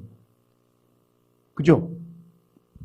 그러면서 그분이 그런 자매가, 목사님, 나 말고, 우리 가족들을 위해 좀 기도해 주라. 우리 가족들을 위해. 그러니까 너무 영적으로 무지하다는 거예요. 그래서 봤더니, 다들 똥 씌운 얼굴 하고 있어. 기도 받을 마음이 하나도 없는 거예요. 그래서 물어봤더니, 한 분은 목사야 또. 가족인데. 뭐라 그러는지 아세요? 목사님, 미치겠다고. 힘들다. 그러니까 저 자매 때문에, 누나인가 그런 거예요. 누나 때문에 힘들어 죽겠다고. 그러니까 시어머니, 남편, 남동생 다 끌고 온 거예요. 가족이 다. 하나님 말씀 들었다고 막 이렇게 하는데, 우리 얘기는 하나도 안 듣고 막 하소연을 하는 거예요. 그러니까 내가 그 얘기를 들어보니 이분들이 문제가 아니라 이 자매가 문제인 거예요. 그래서 자기는 문제 아세요? 자기는 뭐라 그러는지 알아요? 자기는 문제가 하나도 없어. 자기는 하나님 음성 잘 듣고 있고 열심히 하나님 잘 따라가고 있어요. 그러나 제가 결정적으로 틀린 걸 본 게 뭔지 아세요? 이 하나님 음성이 그분에게 역사하는 게 이게 성령이 아닌 걸 분명하게 안 게 뭐냐면 그분이 그러대요. 그분이 집이 어딘지 아세요? 전주예요. 전주에서 경기도 신갈 용인까지 가족 데리고 다 온 거예요. 전주에서 온 거예요. 전주에서. 이분들이 왜 왔냐면 그 자매가 기도하는데 그곳에 가면 그러니까 우리 이제 선교회 이길수 목사님 분이 계시거든요. 그러니까 거기 가면 이길수 목사님이 있으니 그 목사님한테 기도받으라고 그랬다. 그래서 가족들 다 끌고 온 거예요. 전주에서 거기까지. 근데 희한한 거 뭔지 아세요? 재밌는 게 그때 이길수 목사님은요, 전주에 있었어요. 전주에 있었어요. 그럼 보세요. 그분은 진짜라고 느끼는 그 어떤 많은 현상들과 음성들과 그 모든 것들은 사실은요, 다 뭐예요? 하나님이 한 게 아니에요. 하나님이 한 게 아니에요. 우리 시대의 소명, 우리 시대의 부르심, 우리 시대의 하나님의 음성 듣는 거, 우리 시대의 어떤 은사들, 이게요, 하나님께로부터 오지 않은 것일 수 있어요. 말하잖아요. 선자들이 예언하고 있는데 내가 보내지 않았다. 내가 그들에게 예언을 주지 않았다. 내가 보내지 않는데 달려가고 내가 주지 않았는데 그들은 뭐하고 있다? 예언하고 있다. 그래서 하나 이렇게 말해요. 만일 나의 회의에 참여하였더라면 내 백성에게 내 말을 들려서 그들을 악한 길과 악한 행위에서 어떻게 했다고요? 돌이키게 하였을 것이다. 그러니까 나와 바른 관계 가운데 있었으면 아까 이게 다른 게 뭔지 아세요? 심각한 게 영상 화면이 나가서 제가 지금 바운드리를 못 넘어가서 지금 정확하게 내가 인식을 못하는데 보세요. 이 거짓 선자들은 어떻게 여긴다고요? 가볍게 여겨요. 영적 상태를 가볍게 여기서 어떻게 한다고요? 평강하다, 평강하다, 평강하다. 그러니까요. 그런 교회에 가면 그런 교회 예배를 참석하면요. 어떤 부담도 없어요. 그냥 거룩하게 예배드리고 뭐 하는 거예요? 아주 가벼운 마음으로 이제 뭐 하는 거야? 하나 해치웠어. 주일성주 해치운 거죠, 이제. 거룩하게 부담 없이 예배드리고 자기 삶의 일터로 뭐 하는 거예요? 돌아가는 거예요. 제가 요즘에 이제 점심때 좀 걷잖아요. 1시간씩 걷거든요. 그러니까 그 시간은 안 됐는데 보편적으로 1시간 걷는 것 같아요. 그러다 이제 그냥 걷기 심심하니까 이제 뭐 이제 음악 듣고 설교도 듣고 뭐 그래요. 근데 이제 얘가 무제한인데 제한적 무제한 요금제 쓰거든요. 그러니까 3기가는 이제 빠른 거 쓰고 3기가 넘어가면 그러니까 속도가 팍 줄어요, 이게. 그런 무제한이에요. 그러니까 아쉬운 대로 뭐 그럭저럭 쓸만해서 속도가 느리지만 근데 이게 이제 걷다 보니까 그러니까 유튜브 같은 거 이런 건 자꾸 끊어져요. 뚝뚝뚝 끊어져요. 나오다가 끊어지고 나오다가 끊어지고 그래요. 그래서 그러다가 이제 라디오를 들었어요. 라디오. 그러니까 CBS 같은 거 있잖아요. YTN 뉴스 듣고 싶으면 YTN. 라디오는 그나마 좀 속도가 잘 나오더라고요. 안 끊어지고. 어젠가 CBS를 들었는데 그러니까 이 지역의 큰 어떤 교회 목사님 설교가 나옵니다. 그러니까 들으면서 저는 이거 무슨 장난하는 것도 아니고 저는 사실 좀 그랬어요, 사실은. 근데 일부러 그런지 몰라도 성도들은요, 아멘! 막 이 소리가 막 들리는 거예요, 막. 그리고 거기에 어떤 특별한 어떤 남자분 형제가 있어요. 할렐루야! 설교 막 끌면 할렐루야! 막 이렇게 들려요. 그래서 사실 설교에 그 소리가 들어가기 쉽지 않은 건데 그 근처에 마이크가 있는 것 같아요. 어쨌든 저는 좀 들으면서 쉽지 않더라고요. 쉽지 않은데 거기 사람들 정말 많아요. 정말 많아요. 그러니까 예배가 설교가 너무 가벼워요. 메시지가 너무 가벼워요. 가벼워요. 근데 보세요. 네가 나와 바른 관계 가운데 있어서 여호와의 회의에 참여했더라면 내 백성에게, 아직도 내 백성이 하나님 국리를 커셔. 내 백성에게 내 말을 들려서 그들의 악한 길과 악한 행위에서 어떻게 할 거라고요? 돌이켰을 것이다. 그걸 보세요. 돌이키게 하려면요, 죄와 어떻게 해요? 직면하게 해야 되는 거거든요. 그죠? 그러니까 한편으로는요, 우리가 예수 잘 믿으려면, 그리고 우리 교회가 건강하려면, 하나님께서 기뻐하시는 교회가 되려면요, 하나님의 기준에 합해야 되는 거예요. 그리고 저는요, 거짓 선지자가 아니고, 제가 참 선지자라면, 참 리더라면, 하나님의 백성들, 하나님의 자녀들을 어떻게 해요? 돌이키게, 악한 길에서, 자기 중심에서, 거짓 신앙에서 어떻게 해야 돼요? 돌이키게 해야 돼요. 그게 제가 할 일인 거죠. 그리고 예레미야는 그래서 뭐 하는 겁니까? 그래서 그 시대의 거짓 신앙체가 팽배한 그 속에서 하나님의 기준을 뭐 하는 거예요? 외친 거예요. 안 돌아오는 거죠, 백성들이. 그만큼 완악해서. 그만큼 강팍해서. 그만큼 고집이 세서 안 돌이킨 거예요. 그리고 못 돌이키는 거예요. 그러니까 영적 분별력이 없으니까 바르게 선포할 수도 없고요.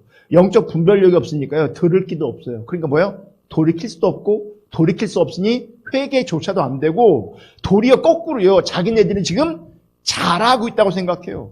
자기네들은 하나님께로부터 온 그 예언을 선포하고, 그 말씀을 근거로 하여, 우린 망하지 않는다, 평강하다, 이렇게 보는 거예요. 그러니까 성도들을 바라볼 때 심각하게 보지 않는 거예요. 저는 심각하게 보거든요. 우리 시대가 심각하게 보이고요. 하나님의 백성들을 볼 때 심각해요.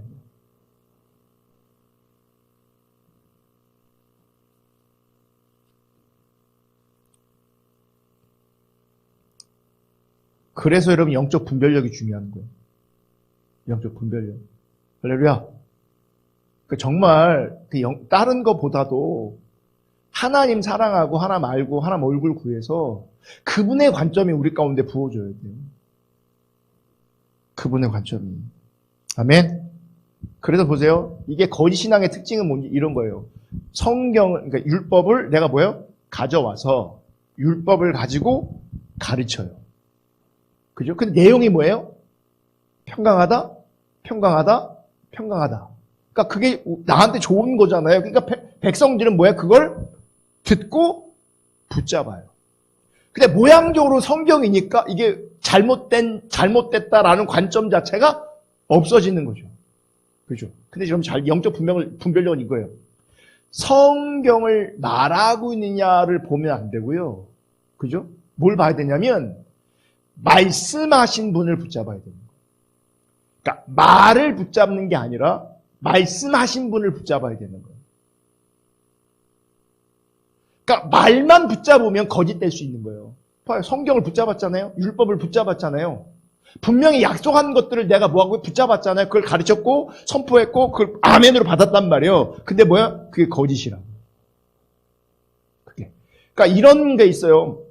그러니까 뭐 여러 기도 형태가 있는데 이런 기도 형태도 있거든요. 제가 별기도 다 해봤어요. 그러니까 여러 가지가 있는데 그 기도에 인도하는 스타일도 여러 가지가 있는데 그 중에 하나가 말씀을 붙잡고 기도해라. 그죠? 말씀을 붙잡고 기도해라. 그래서 말씀 안에 있는 내용 갖고 뭐 하는 거예요? 기도 쪽으로 바꿔갖고 기도하는 거예요. 건강한 기도, 좋은 기도죠. 그 나쁜 기도 아니에요. 좋은 기도예요. 그죠? 근데 보세요. 아무리 내가 말씀을 붙잡고 말씀을 토대로 기도해도 나는 거짓될 수 있어요. 중요한 건 뭔지 아세요? 그 말씀하신 분을 붙잡아야 되는 거예요. 말씀하신 분을 붙잡아야 되는 거예요. 그러니까 말만 붙잡으면 거짓될 수 있어요. 이 신앙의 본질도 마찬가지예요. 신앙의 본질은 옳은 이론이잖아요. 옳은 이론인데 그 옳은 이론만 이론으로 붙잡으면 난 거짓될 수 있어요. 말씀하고 계신 그분을 붙잡아야 돼요. 그러니까 말씀하고 계신 말씀을 주시는 그분과의 관계가 중요한 거예요. 관계가.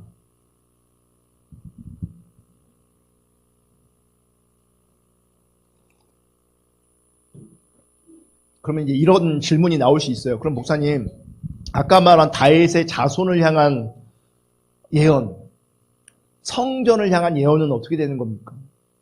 자, 하나님이 다윗의 자손을 왜 세운 거죠? 그러니까 오늘 이제 이 책에서는 결국 뭐만 얘기하냐면 결국 이 다윗의 자손을 통해서 메시아를 주겠다라고 하는 약속으로 바로 연결시켜요. 근데 원래는 그러면 처음엔 보세요. 내가 이 자손을 쓰겠다라고 할 때는 다윗의 자손 자체가 하나님의 대리자로 존재하기를 원하는 거예요. 그러니까 하나님 대신 뭐 하는 거예요? 통치하는 거죠. 통치. 하나님의 기준으로 통치하는 거죠. 그죠? 그러니까 하나님 대리자야. 그러니까 다윗의 자손 자체를 영원토록 쓴다라는 개념이 아니라 그들을 뭐예요? 하나님의 대리자로 쓸 거다라는 관점인데 그럼 대리자로서의 상태가 유지되어야 되는 거죠. 하나님과 바른 관계가 조건인 거예요. 하나님과 친밀한 교제가 뭐예요? 조건인 거예요. 그게 하나님 형상이잖아요. 제가 주일날 말한 대로 인간을 하나님 형상으로 지음받았단 말이에요. 흙으로도 지음받았지만 흙은 죄로고 형상은 뭐예요? 성격이에요. 어떤 성격? 하나님 자신을 드러내는 하나님의 일을 대리하는 존재가 하나님 형상이에요. 그러니까 우리가 그래도 하나님 형상이 남아 있습니다라고 우리가 하나님 형상으로 지음받았습니다라고 할 때는 그냥 형상으로 지음받은 존재라서 거룩하고 존귀합니다라고 보면 안 돼요. 그 의미가 뭐냐를 분명히 알아야죠. 하나님 형상은 뭐예요? 하나님 자신을 드러내는 존재. 그러니까 하나님의 일을 동역하는, 대리하는 존재라는 관점에서 하나님 형상인 거예요. 그래서 그 하나님의 형상이라는 개념, 하나님의 대리자라는 개념 자체가 빠져버리면 내가 다윗의 자손을 영원토록 쓸 거야라는 그 약속 자체가 뭐 하는 거예요? 의미 없어지는 거죠. 그래 안 그래요? 그렇잖아요. 그러니까 이분들이 말씀하신 건 분명하지만 약속하신 것도 분명하지만 이분들이 내려오다가 뭐 하는 거야? 사실 솔로몬 때부터 벌써 뭐예요? 그것이 깨지기 시작했어요. 솔로몬이 하나님의 동역자로 대리자로 하나님 형상대로 백성들을 통치하고 다스리지 못했어요. 그 이후로 뭐야? 나라가 쪼개지면서 계속 몇몇 특별한 몇 사람의 왕 빼고는요. 대부분은요. 지 맘대로 통치했어요. 지 맘대로. 그러니까 하나님의 대리자로 존재하지 않고 지 맘대로 존재했단 말이에요. 그러니 하나님의 약속은 뭐라고요? 초청이라 그랬잖아요. 초청. 보증이 아니라고요. 그러니까 하나님의 약속에 문제가 있는 게 아니라 그 약속 안에 있었던 다윗의 자손 자체가 문제인 거죠. 그러니까 하나님은 그럼에도 불구하고 그 다윗의 자손을 통해서 누굴 보내신 거예요? 메시아로 그 약속을 끝내는 하나님은 성취하신 거죠. 그러니까 하나님 약속은 무너지지 않았어요. 여러분 그 성전도 마찬가지예요. 성전도요. 하나님이 그 성전에 머물러 계실 때 임재하실 때만 성전이 성전다운 것이지 하나님 만약 없으면 그건 그냥 건물에 지나지 않는 거예요. 그래서 여러분 성경에 보면 한국말로는 다양하게 표현돼요. 성전을 어떻게 표현되냐면 성전, 성소, 여호와의 전, 여호와의 집 이게 다 히브리어는 다 똑같은 거예요. 번역을 그렇게 하는 거예요. 다르게. 근데 보세요. 성전할 때 우리는 템플하면 예배당 같은, 이게 템플이잖아요. 그런 개념이잖아요. 예배당 하면 어떤 이미지가 딱 떠오르잖아요. 한 단어잖아요, 그게. 그러면 성전하면 우리도 그렇게 한 단어로처럼 생각돼요. 단어로. 근데 아니, 두 단어가 합성된 단어예요. 하나는 여호와의 전, 여호와의 집, 이게 성전이에요. 그러니까 집이라는 단어, 이게 바이트라고 하는데 이 집이라는 건축물 앞에 여호와가 붙어 있으면 그게 성전이라는 단어가 되는 거예요. 성전. 그러니까 이 단어가 다양하게 번역되는 거죠. 성전이라도 번역되고 여호와의 전, 여호와의 집으로도 번역되고 어떤 경우는요. 그게 성소, 지성소할 때도 그렇게 번역돼요. 여호와의 집으로. 그렇게. 그게 보세요. 여호와의 집인데 여호와가 빠져버리면 뭐만 남는 거예요? 집만 남아버리는 거잖아요. 똑같은 거죠. 성전이라고 하지만 하나님이 빠져버리면, 여호와가 빠져버리면 거긴 건축물에 지나지 않아요. 그러니까 하나님 없는 곳에서 아무리 기도해봐야 그 성취될 수가, 하나님 들어주실 수가 없게 되는 거죠.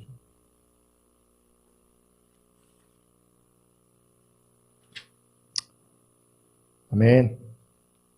자, 128페이지. 요거는 꼭 읽어봤으면 좋겠어요. 열왕기상 9장 1절로 7절. 여기가 책에 없는데 제가 읽어드릴게요. 열왕기상 9장. 자, 보세요. 제가 이거 왜 꼭 읽어야 된다고 말하냐면 우리는요, 성경에서 자기가 좋아하는 것만 골라서 읽어요. 그리고 이제 아까 말씀 붙잡고 기도하라고 할 때 이것도 대부분 뭐만 붙잡아요? 좋은 거 붙잡고만 기도해요. 저는 우리 교회는 그래서 한 번도 그거 해본 적이 없는데 새해 되면 말씀 뽑기 하는 교회도 되게 많아요. 그래서 그게 뭐 기복적이다라고 뭐 그런 얘기도 이제 많이 나오기도 했는데 그럼에도 불구하고 꿋꿋하게 하는 교회도 되게 많아요. 꿋꿋하게. 근데 보세요. 그때 뽑은 말씀들이 대부분 다 좋은 말씀들이에요.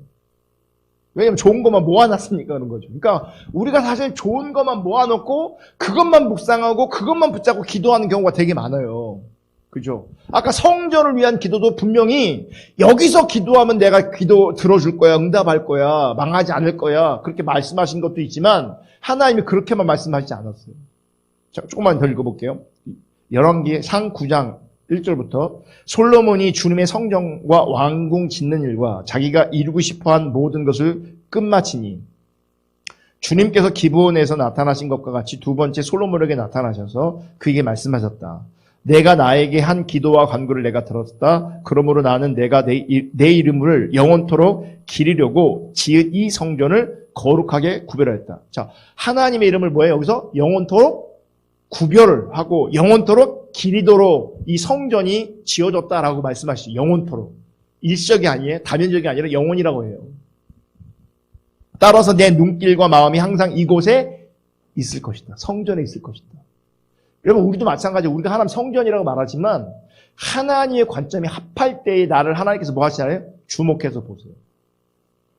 그리고 우리가 성전이라고 말은 성전 다음은 뭐죠? 우리가 예배해야 돼요. 성전은 첫 번째 기능이 뭐예요? 그분의 이름을 기리는 것, 다시 말해 예배하는 거잖아요. 우리 예수 믿는 사람들의, 우리 성도로서의 마땅한 첫 번째 기능도 뭔지 아세요? 예배해야 돼요. 예배가 뭔지 알아야 돼요. 예배가. 그래서 어쨌든 4절 너는 내 앞에서 내 아버지 다윗처럼 살아라. 그리하여 내가 내게 명한 것을 실천하고 내가 내게 준 율례와 규례를 온전한 마음으로 올바르게 지켜라. 5절 그리하면 내가 내 아버지 다윗에게 이스라엘의 왕자에게 앉을 사람이 그에게 끊어지지 아니할 것이라고 약속한 대로 이스라엘을 다스릴 내 왕자를 영원히 지켜줬다. 이 다윗의 왕조가 끝나지 않을 것이 영원할 것이다. 6절 그러나 여기서 중요한 이제 그러나 이 거짓 선자들이 인용하지 않은 데가 이 6절 7절인 거예요. 앞에 것만 인용하는 거예요. 6절 그러나 너와 내 자손이 나를 따르지 아니하고 등을 돌리거나 내가 내게 일러준 내 계명과 율례를 지키지 아니하고 곁길로 나아가서 다른 신들을 섬겨 그들을 숭배하면 7절 나는 내가 준 그 땅에서 이스라엘을 끊어버릴 것이고 내 이름을 기르도록 거룩하게 구별한 성전을 외면하겠다. 그러면 이스라엘은 모든 민족 사이에서 한낱 속담거리가 되고 웃음거리가 되고 말 것이다. 뭐예요? 분명히 말씀하시잖아요. 하나님과 바른 관계 가운데 있으면 내가 영원토록 뭐 한다고요? 함께 할 것이다 라고 말하지만 반대로 네가 나를 떠나며 우상 숭배하면 이 성전도 뭐 한다고요? 내가 외면할 거라고 되어 있어요. 외면한다고. 그러니까 보세요. 이 거짓이 굉장히 이제 거짓의 의미 안에 뭐가 포함되어 있냐면 내가 취사 선택하는 거, 내가 좋은 것만 받는 것, 그리고 나한테 불편하고 어려운 것들은요 듣지도 않아요. 인식도 안 해요. 그게 뭐예요? 거짓된 상태예요. 그게.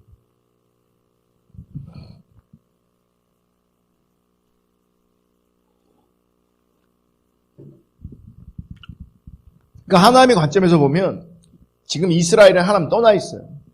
그러니까 하나님 떠나 있다는 개념이 뭐예요? 본질에서 떠나 있는 거죠. 그들은 늘 예배했어요. 제사 드렸어요. 본질에서 떠나 있어요. 그게 하나님 떠나 있는 거예요. 그러니까 하나님 함께 하지 않았어요. 그러니까 하나님의 평강이 있어요? 없어요? 없죠. 없어요. 그러니까 하나님이 없으니 온갖 그들 가운데 뭐만 있는 거예요? 상처만 있는 거죠. 온갖. 근데 그 상처가 그렇게 온갖 상처가 있는데 리더라고 하는 사람들은 그것을 뭐예요? 가볍게 대수롭지 않게 여기는 거예요. 그러니까 심각한 게 뭐냐면 하나님의 심판이 코앞까지 다가왔고 실제 그 심판이 진행되고 있었는데도 불구하고요. 캐치를 못하는 거예요.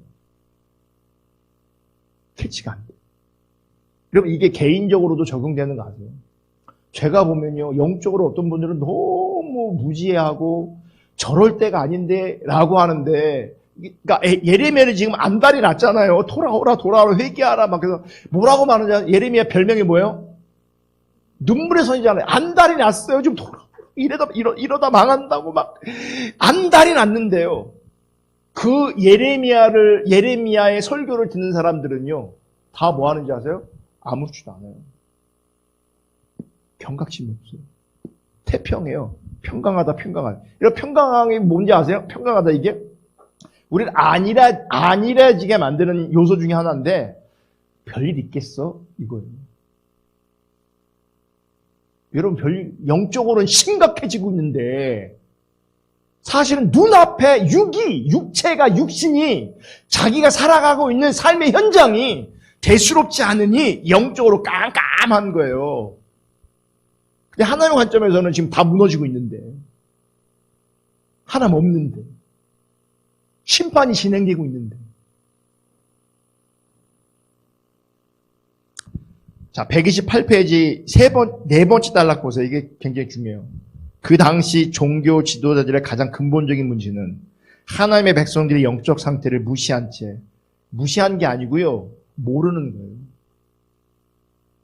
모르는 겁니다. 왜냐하면 자기네들 똑같거든요. 그러면서 보세요. 하나님의 말씀을 자기 임의대로 부분적으로 취했다는 데 있습니다. 그들은 하나님의 백성들이 처해 있는 영적인 상태를 철저하게 무시했습니다. 그리고 하나님의 말씀 중 자기들이 원하는 부분만 임의로 선별적으로 취했습니다. 그 결과 그들의 메시지는 그것들이 나름대로 성경에 나와 있는 약속에 기초한 것이었을지 몰라도 그 시대 이스라엘 백성들에게 주신 하나님의 말씀이 전혀 아니었습니다. 그것은 하나님의 의도와는 정반대의 것들이 거짓이었습니다. 그래서 하나님은 그들을 보내지도 않았는데 그들이 가서 하나님께서 말씀하시지도 않은 것을 거짓을 예언했다고 여러 차례 말씀하신 겁니다. 여러 차례. 그러니까 우리도 영적 분별이 없으면 이렇게 되는 거고 실제 저는요 이 저자가 결론에서 똑같이 한번 언급하는데요. 지금 예레미야 시대나 우리 시대나 다르지 않아요. 다르지 않아요. 거짓 팽배해요. 그러니까 그 거짓 안에서 교회가 부흥했다고 성장했다고 우린 대형교회 됐다고 우리 교회 안에는 이런 프로그램이 있고 우리 교회는 이런 하나님의 감동이 있고 은사가 있고 치유가 있다고 아무리 얘기해봐야 하나님 앞에서는요 그게 통하지 않을 수 있다니까요. 근데 여러분 큰 교회 다니는 사람들은 자기네 틀린지를 더 몰라요. 왜냐면 그걸 하나님이 뒷받침이라고 생각하는 거죠. 그 부흥이, 그 많이 모이는 것이. 그리고 그 안에서 일어나고 있는 어떤 일들이 하나님의 뒷받침이라고 생각할 수 있어요. 그러니까 그 안에 있는 사람들 몰라요. 그러니까 자기들이 좋은 것 아멘 아멘 아멘 하고 있으면서 영적으로 뭐 하는지 아세요? 죽어가는 거예요. 그러니까 저는 심각한 게 그런 교회일수록 아멘을 막 쉽게 하는 교회들 있잖아요. 아멘! 거기는 이상한 교회라고 생각해요. 옛날엔 그런 교회를 저는 뜨거운 교회라고 생각했는데 분별 없는 교회. 아무나 아멘하면 아무거나 아멘하면 안 돼요, 그게. 그리고 자기가 좋은 거 아멘하는 그런 신앙. 자기가 좋은 것을 취하고 아멘하는 신앙. 그러니까 바람직하지 않고. 하나님이 원하시는 진리를 따라가야 되는 거예요. 그러니까 여러분, 우리 본성은요, 진리를 싫어해요. 진리를 부담스러워 하거든요. 그죠? 근데 그거 왜 우리가 추구하고, 더 알려고 하고, 직면하려고 하는 겁니까? 하나님 사랑하니까. 하나님 사랑하니까. 하나님 갈망하니까 그렇게 가는 거예요. 여러분, 주님 오시기 전까지, 우리가 주님 앞에 가기 전까지는 그런 영적 부담을 안고 갈아요. 왜냐하면 육체가 있기 때문에 우리 육체는 늘 하나님을 거부하려고 해요. 내 육체 자체가, 이 본성 자체가. 그거랑 늘 뭐 하는지 아세요? 씨름하는데 좀 쉽게 가려면 사랑해야 좀 쉽게 갈 수 있어요. 사랑 안 하면 늘 막 질질 끌려가는 거예요. 막 어떤 사람은 그거 싫으니까 도망가 버리고, 그게 자기가 원하는 교회 찾아가고 듣기 좋은 얘기 들으려고 하고 자기 즐거운데 자기 채우려고 하는데 찾아가는 거죠.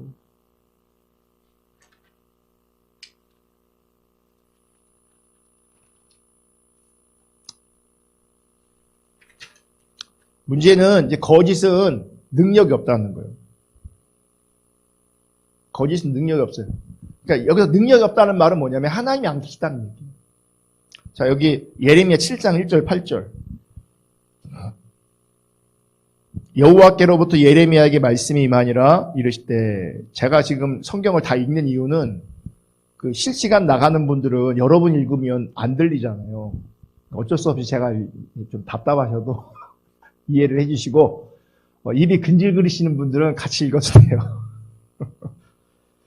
여호와께로부터 예레미야에게 말씀이 임하니라 이르시되, 너는 여호와의 진문에 서서 이 말을 선포하여 이르기를, 여호와께 예배하러 이 문으로 들어가는 유다 사람들아, 여호와의 말씀을 들으라. 만군의 여호와 이스라엘 하나님께서 이와 같이 말씀하시되, 너희 길과 행위를 바르게 하라. 그리하면 내가 너희를 이곳 살게 하리라. 너희는 이것이 여호와의 성전이라, 여호와의 성전이라, 여호와의 성전이라는 거짓말을 믿지 말라. 보세요, 이게 정말 이게 극단적인 부딪힘이에요. 솔로몬 성전이 건축되었고 거기서 역사적으로 계속 예배가 드려졌는데, 예레미야는 지금 떡하니 나타나서 제사로 들어가는, 예배하러 들어가는 사람들 앞에서 이게 여호와의 성전이라, 여호와의 성전, 여호와의 성전은 거짓말을 믿지 말래요. 그러니까 저는 이해가 돼요. 그 시대의 사람이, 영적 분별력이 없는 그 시대 사람들이 예레미야를 이상하게 봤을 거예요. 저 또라이처럼 봤을 거예요.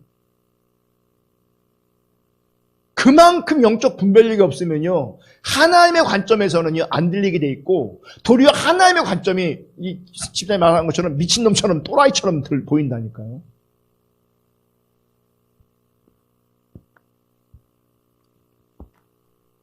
그러면서 쭉 나중에 보면 뭐라고 말하냐면, 무익한 거짓말을 의존하도다. 그러니까 그들이 지금 의존하는 신앙, 붙잡고 있는 율법 말씀, 이게 다 뭐예요? 무익한 거짓말이라는 거죠. 무익하다. 이익이 있다 없다? 없다. 영적으로요, 이익이 사실은 하나도 없는 거예요. 그러니까 자기네 편은 있죠. 왜냐하면 그 말씀 듣고 아멘 하고 스스로 뭐 하는 거예요? 자기 체면을 걸 수 있는 거죠. 그러니까 스스로는 마음의 평안을 얻을 수 있는 거예요. 하나님하고 상관없이. 잘 된다고 하니까 믿어볼게. 불안했는데 목사님이 와서 축복기도 해주니까 그래, 마음이 좀 편하네. 이거 다 가짜일 수 있고 무익할 수 있다는 거예요, 이런 게.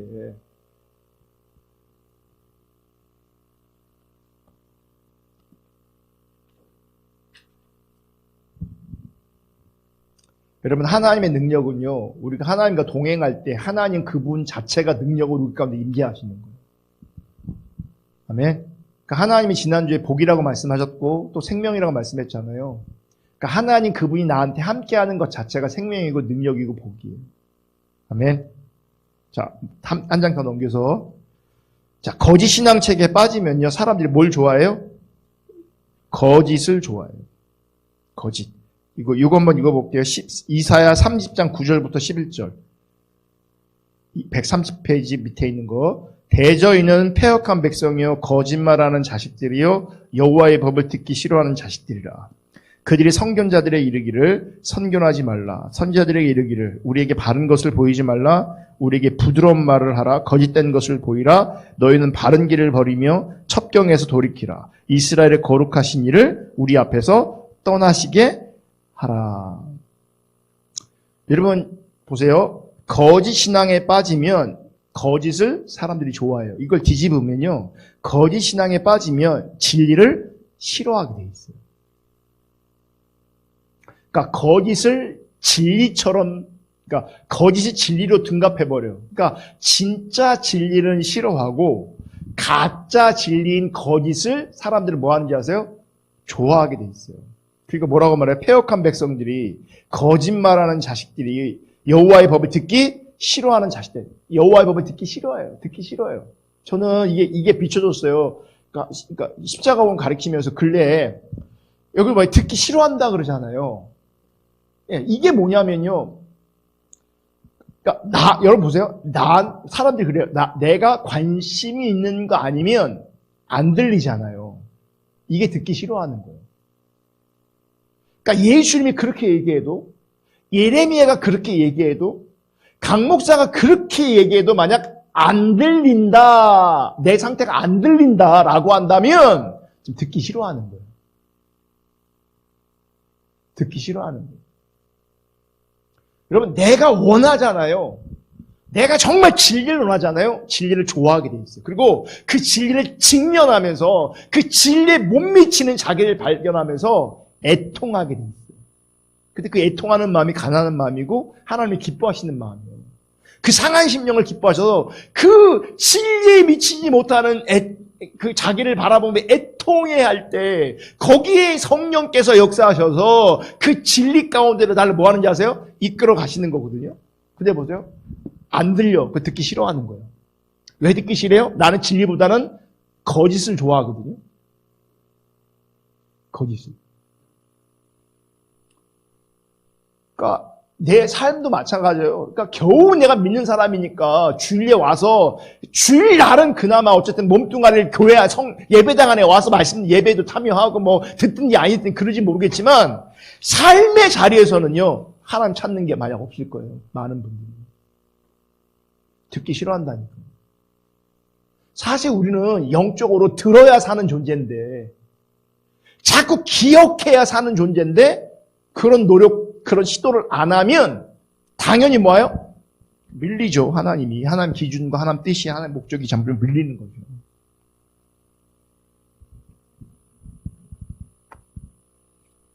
또 하나 우리가 생각해 볼 것은 이스라엘 백성이 정말 이렇게 말했을까? 여기는 뭐야? 이렇게 말한 것처럼 표현하고 있잖아요. 선견자 선견하지 말라. 바르게 우리에게 부드러운 말을 하라. 우리 가운데 거짓을 보여라. 거짓된 것을 보여라. 너희는 바른 길을 걸으며 첩견에 돌이켜라. 하나님으로 거룩하신 이 우리 앞에서 떠나가시게 하라. 이렇게 말한 것처럼 기록되어 있잖아요. 그럼 실제로 그들이 말했겠냐는 거예요. 이런 식으로. 아니죠. 왜냐하면 그들은 종교적인 사람들이라서 그죠? 민족 자체가 종교적이잖아요. 그죠? 그 문화 자체가 신앙하고 엮여 있는데 그래서 신앙을 떠나서 혹은 종교를 떠나서는 그 민족 자체가 성립되지 않는데 그들이 대놓고 하나님 앞에서 이렇게 말할 수가 있어요? 없어요? 없어요. 그럼 뭐예요? 그들의 상태가 그들의 행동이 이렇게 말하고 있다는 거예요. 그러니까 보세요.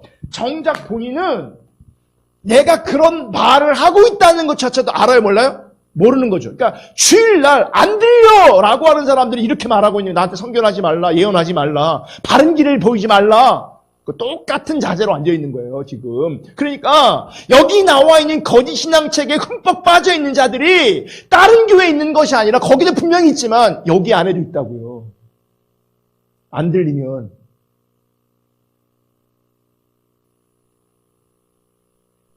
그러면서 보세요. 그분들이 원하는 건 뭐예요? 자기가 거짓을 좋아하잖아요. 이게 뭐예요? 자기를 채워달라는 거예요. 그러니까 자기를 만족시켜 주라 이거예요. 나를 만족시켜. 그래서 하나님들이 오늘 그러니까 교회를 찾고 예수를 찾는 이유 중에 하나가 뭐냐면요. 지적 욕구를 채워주고 감정적인 욕구를 채워주고 육신적 욕구를 채워주고 영적인 욕구를 채워주라는 거죠. 그런 교회를 내가 원한다는 거예요. 그런 교회. 그러니까 하나님을 따라가는 게 아니라 그런 나의 다양한 욕구를 채워주는 곳을. 그래서 제가 말한 나의라는 것을 한꺼번에 다 채워주는 교회가 없잖아요. 그러니까 성향이 다르니까 나는 지적인 신앙을 추구해. 그러니까 순복은 저것들은 요란하고 막 그러니까 뭐야? 거룩하고 점잖고 막 박사들만 모여 있고 이런 지적인 신앙을 추구하는 그 성향에 맞는 사람 그런 교회 가서 그런 거 나를 채워라 이런 거죠 이제. 아니면 뭐 은사 영점 이런데 그런데 가는 거죠 이제. 그렇게 자기가 채워지면 그 교회가 좋은 교회가 되는 거예요. 진리랑 상관없이. 지적 욕구, 감정적 욕구, 육신적 욕구, 영적인 욕구. 여러분 우리 교회는 어떤 욕구가 채워지고 있는 것 같습니까? 여러분들에게 어떤 욕구가 채워지고 있어요?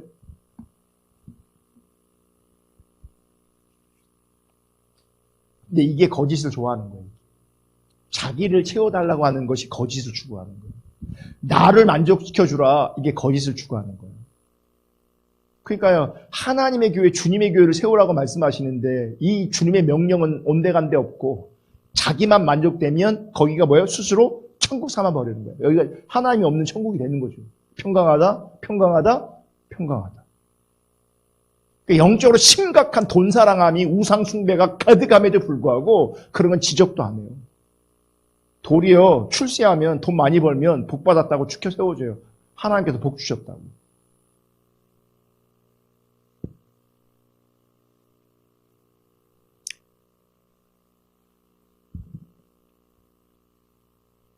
예레미야 18장 예?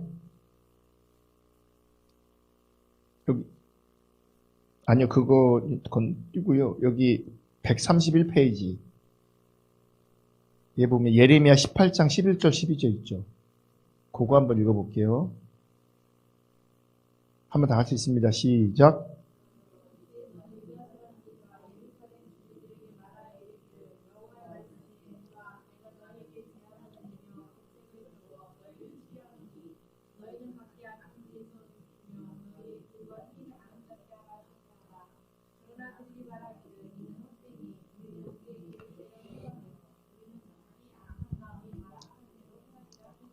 예, 마지막에 보면 이는 헛되니, 그러니까 하나님 뜻대로 가라고 하는데 이는 헛되니 우리는 우리의 계획대로 행하여 우리는 각기 악한 마음이 완악한 대로 행하리라.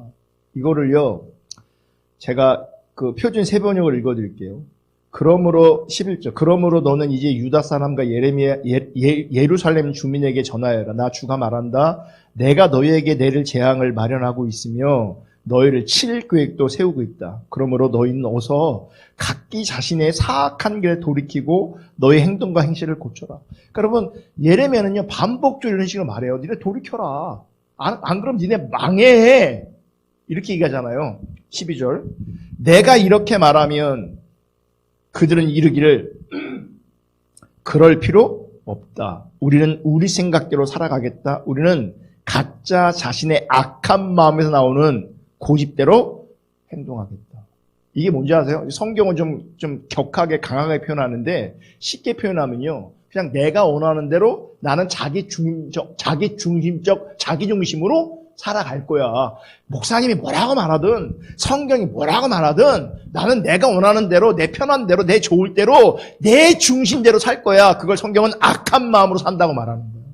완악한 대로 산다고 말하는 거예요. 그거를.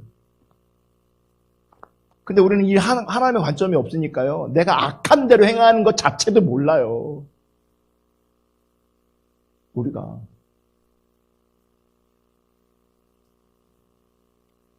그럼 기복신앙이 뭐냐? 여기까지만 마칠게요.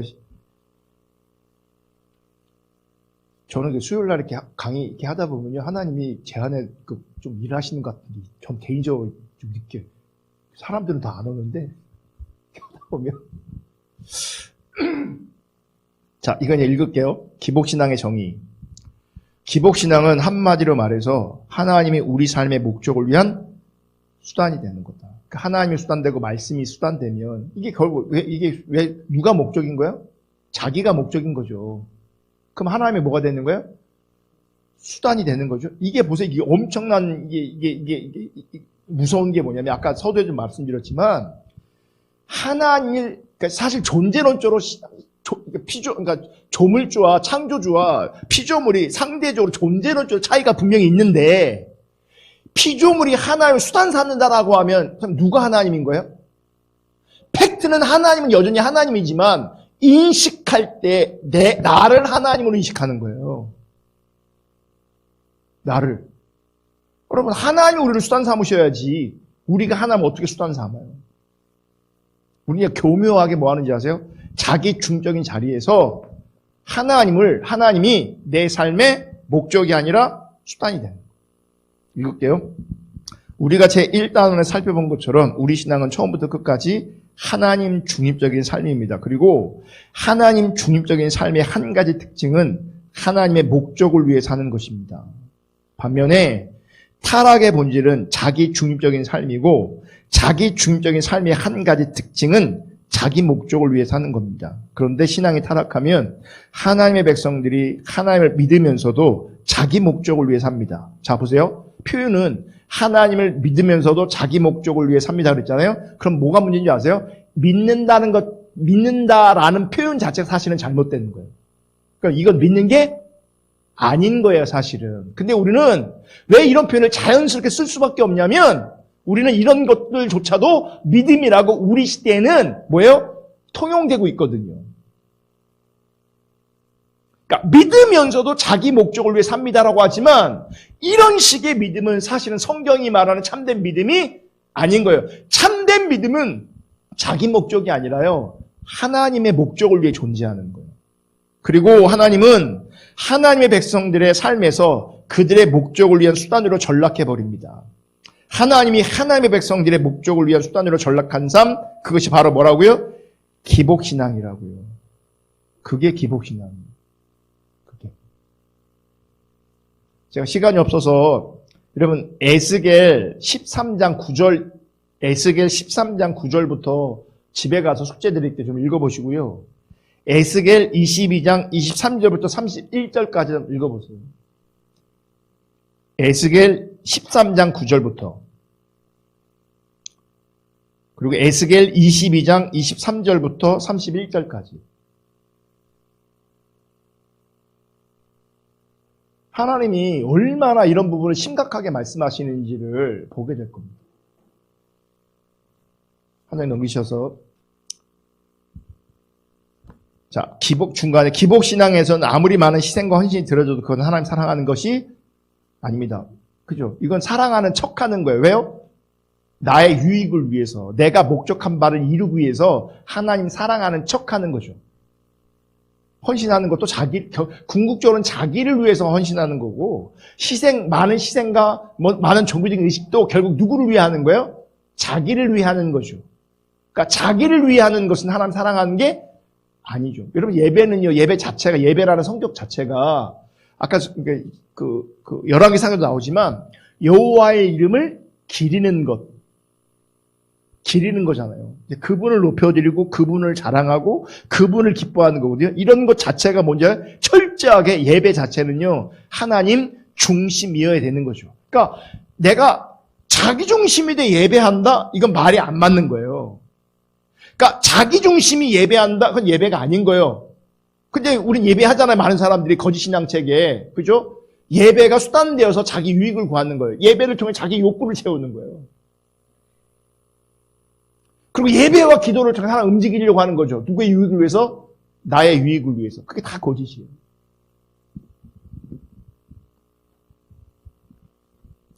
오늘날 영적 상태. 이것만 읽고 마칠게요. 너무나 심각하게도 오늘날 우리의 영적 상태는 예레미야 시대와 비슷합니다. 하나님의 백성들이 신앙의 본질을 떠나 있기 때문에 그들 가운데 온갖 억압이 가득합니다. 여러분, 신앙의 본질을 떠나 있다라는 것을 다른 사람을 생각하시면 안 되고요. 우리를 포함한 영역으로 생각하셔야 돼요. 저도 저를 하나님 앞에 직면시켜 보면요, 내가 지금 떠나 있는 것 같아요. 제가 하나님 떠나 있는 것 같아요. 그러니 내가 하나님 떠나 있으니 하나님께 돌아가려고, 하나님 찾으려고, 그 신앙의 본질을 회복하려고 하나님 앞에 몸부림치고 있는 거거든요. 저는요, 한편으로는 우리가 회복되려면 내가 신앙의 본질을 떠나 있다라는 것을 전제해야 된다고 생각해요. 내가 신앙의 본질 가운데 서 있다라고 생각하는 것 자체가 거짓일 수 있어요. 착각일 수 있어요. 그들 가운데 온갖 억압이 가득합니다. 그렇죠? 하나님 없으니, 하나님 생명이 없으니 개인적으로도 가정적으로 교회적으로 억압이 가득해요. 심지어 목회자들과 교회 중직자들의 가정이 파괴되고 있습니다. 일반 성도들의 가정은 더 말할 것도 없습니다. 교회와 성도들의 삶 속에 심각한 죄들이 있습니다. 그런데 오늘날 많은 목회자들은 성도들의 삶과 교회 안에 있는 그 엄청난 영적인 억압들과 죄악들을 무시합니다. 그리고 축복만을 외칩니다. 그러니까 축복만 외치면 기복신앙이라 그러니까요, 굉장히 이제 고상하게 윤리와 도덕과 정의 뭐 이런 거 외칩니다. 이제. 똑같은 거예요. 다른 거 아니에요. 그렇게 하는 가장 주된 이유는 교회가 성장하기 위해서, 즉 탐심이 그 중심에 자리 잡고 있기 때문입니다. 일반 성도들 또한 그들의 삶을 하나님의 말씀 앞에 정직하게 직면하기를 어떻게 한다고요? 싫어합니다. 고단하거든요. 불편하거든요. 부담되거든요. 그들의 죄가 다루어지는 것을 싫어합니다. 그들의 삶을 조종하여 하나님이 그들의 모든 것이 되게 하라는 메시지를 싫어합니다. 그러니까 제가 이런 거 보면 우리 교인들도 참 한편으로는 힘들겠다 싶은 마음이 들어요. 그러니까 신명기 지난주 살펴봤잖아요. 우리는 광야에 있든지 가난에 있든지 죄인입니다. 존재론적으로 죄인입니다. 선한 것이 하나도 없습니다. 부패했습니다. 얼마나 불편하겠어요. 얼마나 부담되겠어요. 여러분, 근데 주의 은혜로 인정할 수 있기를 축복합니다. 그래야 우리 가운데 생명이 주어지는 거예요. 그들은 세상에서의 자기 목적을 뒷받침해 줄 기복적인 메시지를 원합니다. 그들은 반드시 복복이 아니어도 자기 자아의 실현을 위해 도움이 되는 메시지를 원합니다. 역시 그 중심에 뭐가 있다고요? 탐심, 자기중심이죠. 그러니까 돈이든 아니면 뭐 지적인 어떤 것이든 고상한 어떤 것이든 결국은 그것을 통해서 자기를 채우는 것, 그게 다 탐심에 근거한 거고요. 탐심에 근거한 신앙이, 그래서 하나님을 수단 삼는 신앙이, 말씀을 수단 삼는 그 신앙이 기복신앙입니다. 거짓신앙입니다. 기복신앙은 거짓이다. 그럼 보세요. 이제 안타까워 주셔야 돼요, 여러분. 그러니까 나는 혹 우리는 은혜로 신앙의 본질을 내가 몸부림치며 추구하는 그 은혜가 임했을지 몰라도 우리 시대를 보면요, 거짓이 팽배해요. 그러면 어떻게 해야겠습니까? 우리가 불편해야죠.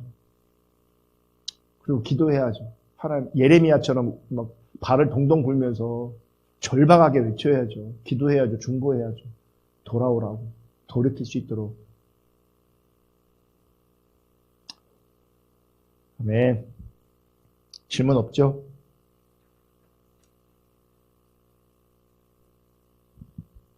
저는 인간이 참 징글징글해요. 나를 포함해서. 거짓신앙 참 징글징글한 것 같아요. 저를 포함해서. 그러니까 우리가 정말 주님 찾는 거, 여러분 게을르지 않기를 축복하고요. 영적으로 안일해지지 않기를 주님 이름 축복하고요. 자기의에 빠지지 않기를 축복하고, 정말 겸손하게 주님 알기를 구하고 주님 사랑하기를 구하고, 하나님을 나의 목적 삼는, 하나님만 나의 목적 삼는, 그래서 부족하지만 연약하지만 하나님 중심적인 삶을 살아내려고 하는 그런 선한 의지가, 결단이 우리 가운데 있기를 주님의 이름으로 축복하고요. 그럴 때 여러분 가운데 생명으로 함께 하시는, 복으로 함께 하시는 그런 하나님의 은혜가 있기를 축복합니다. 우리 기도하고 마칠게요. 우리 잠깐이지만 여러분 안에 하나님 말씀하신 부분들, 여러분 마음 가운데 부딪히게 하신 부분들, 혹은 이 시대를 돌아보면서 우리가 아버지의 마음을 회복하고 또 어떻게 기도해야 될지, 무엇을 기도해야 될지 좀 하나님께 구하면서 잠깐 비춰주시는 대로 성령님께서 인도하시는 대로 좀 기도하는 시간 갖고 제가 마침 기도하고 마치겠습니다. 기도합니다. 하나님 감사합니다. 오늘도 우리 가운데 기복신앙을 말씀해 주셔서 감사합니다. 하나님, 우리 시대 거짓이 너무 팽배합니다. 하나님, 예수 믿는다고 하는 우리가 거짓되어 있습니다. 우리의 믿음이 왜곡되어 있습니다. 우리 예배가 너무나 많이 왜곡되어 있습니다. 하나님, 우리가 너무나 악하고 우리가 너무나 고집이 세고 우리가 철저하게 처음부터 끝까지 자기 중심적입니다. 그러면서 나의 유익을 위해서 하나님을 찾습니다. 하나님, 그게 기복신앙이고 그게 거짓된 신앙인 것을 우리가 철저하게 인식할 수 있도록 인도하여 주시옵소서. 하나님, 우리의 상태가 거짓됩니다. 하나님, 우리의 행동이 거짓됩니다. 하나님이 없으면 하나님, 우리가 거짓된 존재인 것을 기억하게 하여 주셔서 영적 분별력이 없으면 우리가 거짓된 존재인 것을 기억하고 인식할 수 있도록 인도해 주셔서 정말 하나님 찾을 수 있도록 하나님과 함께 할 수 있도록 하나님 역사하여 주시옵소서. 오 주님,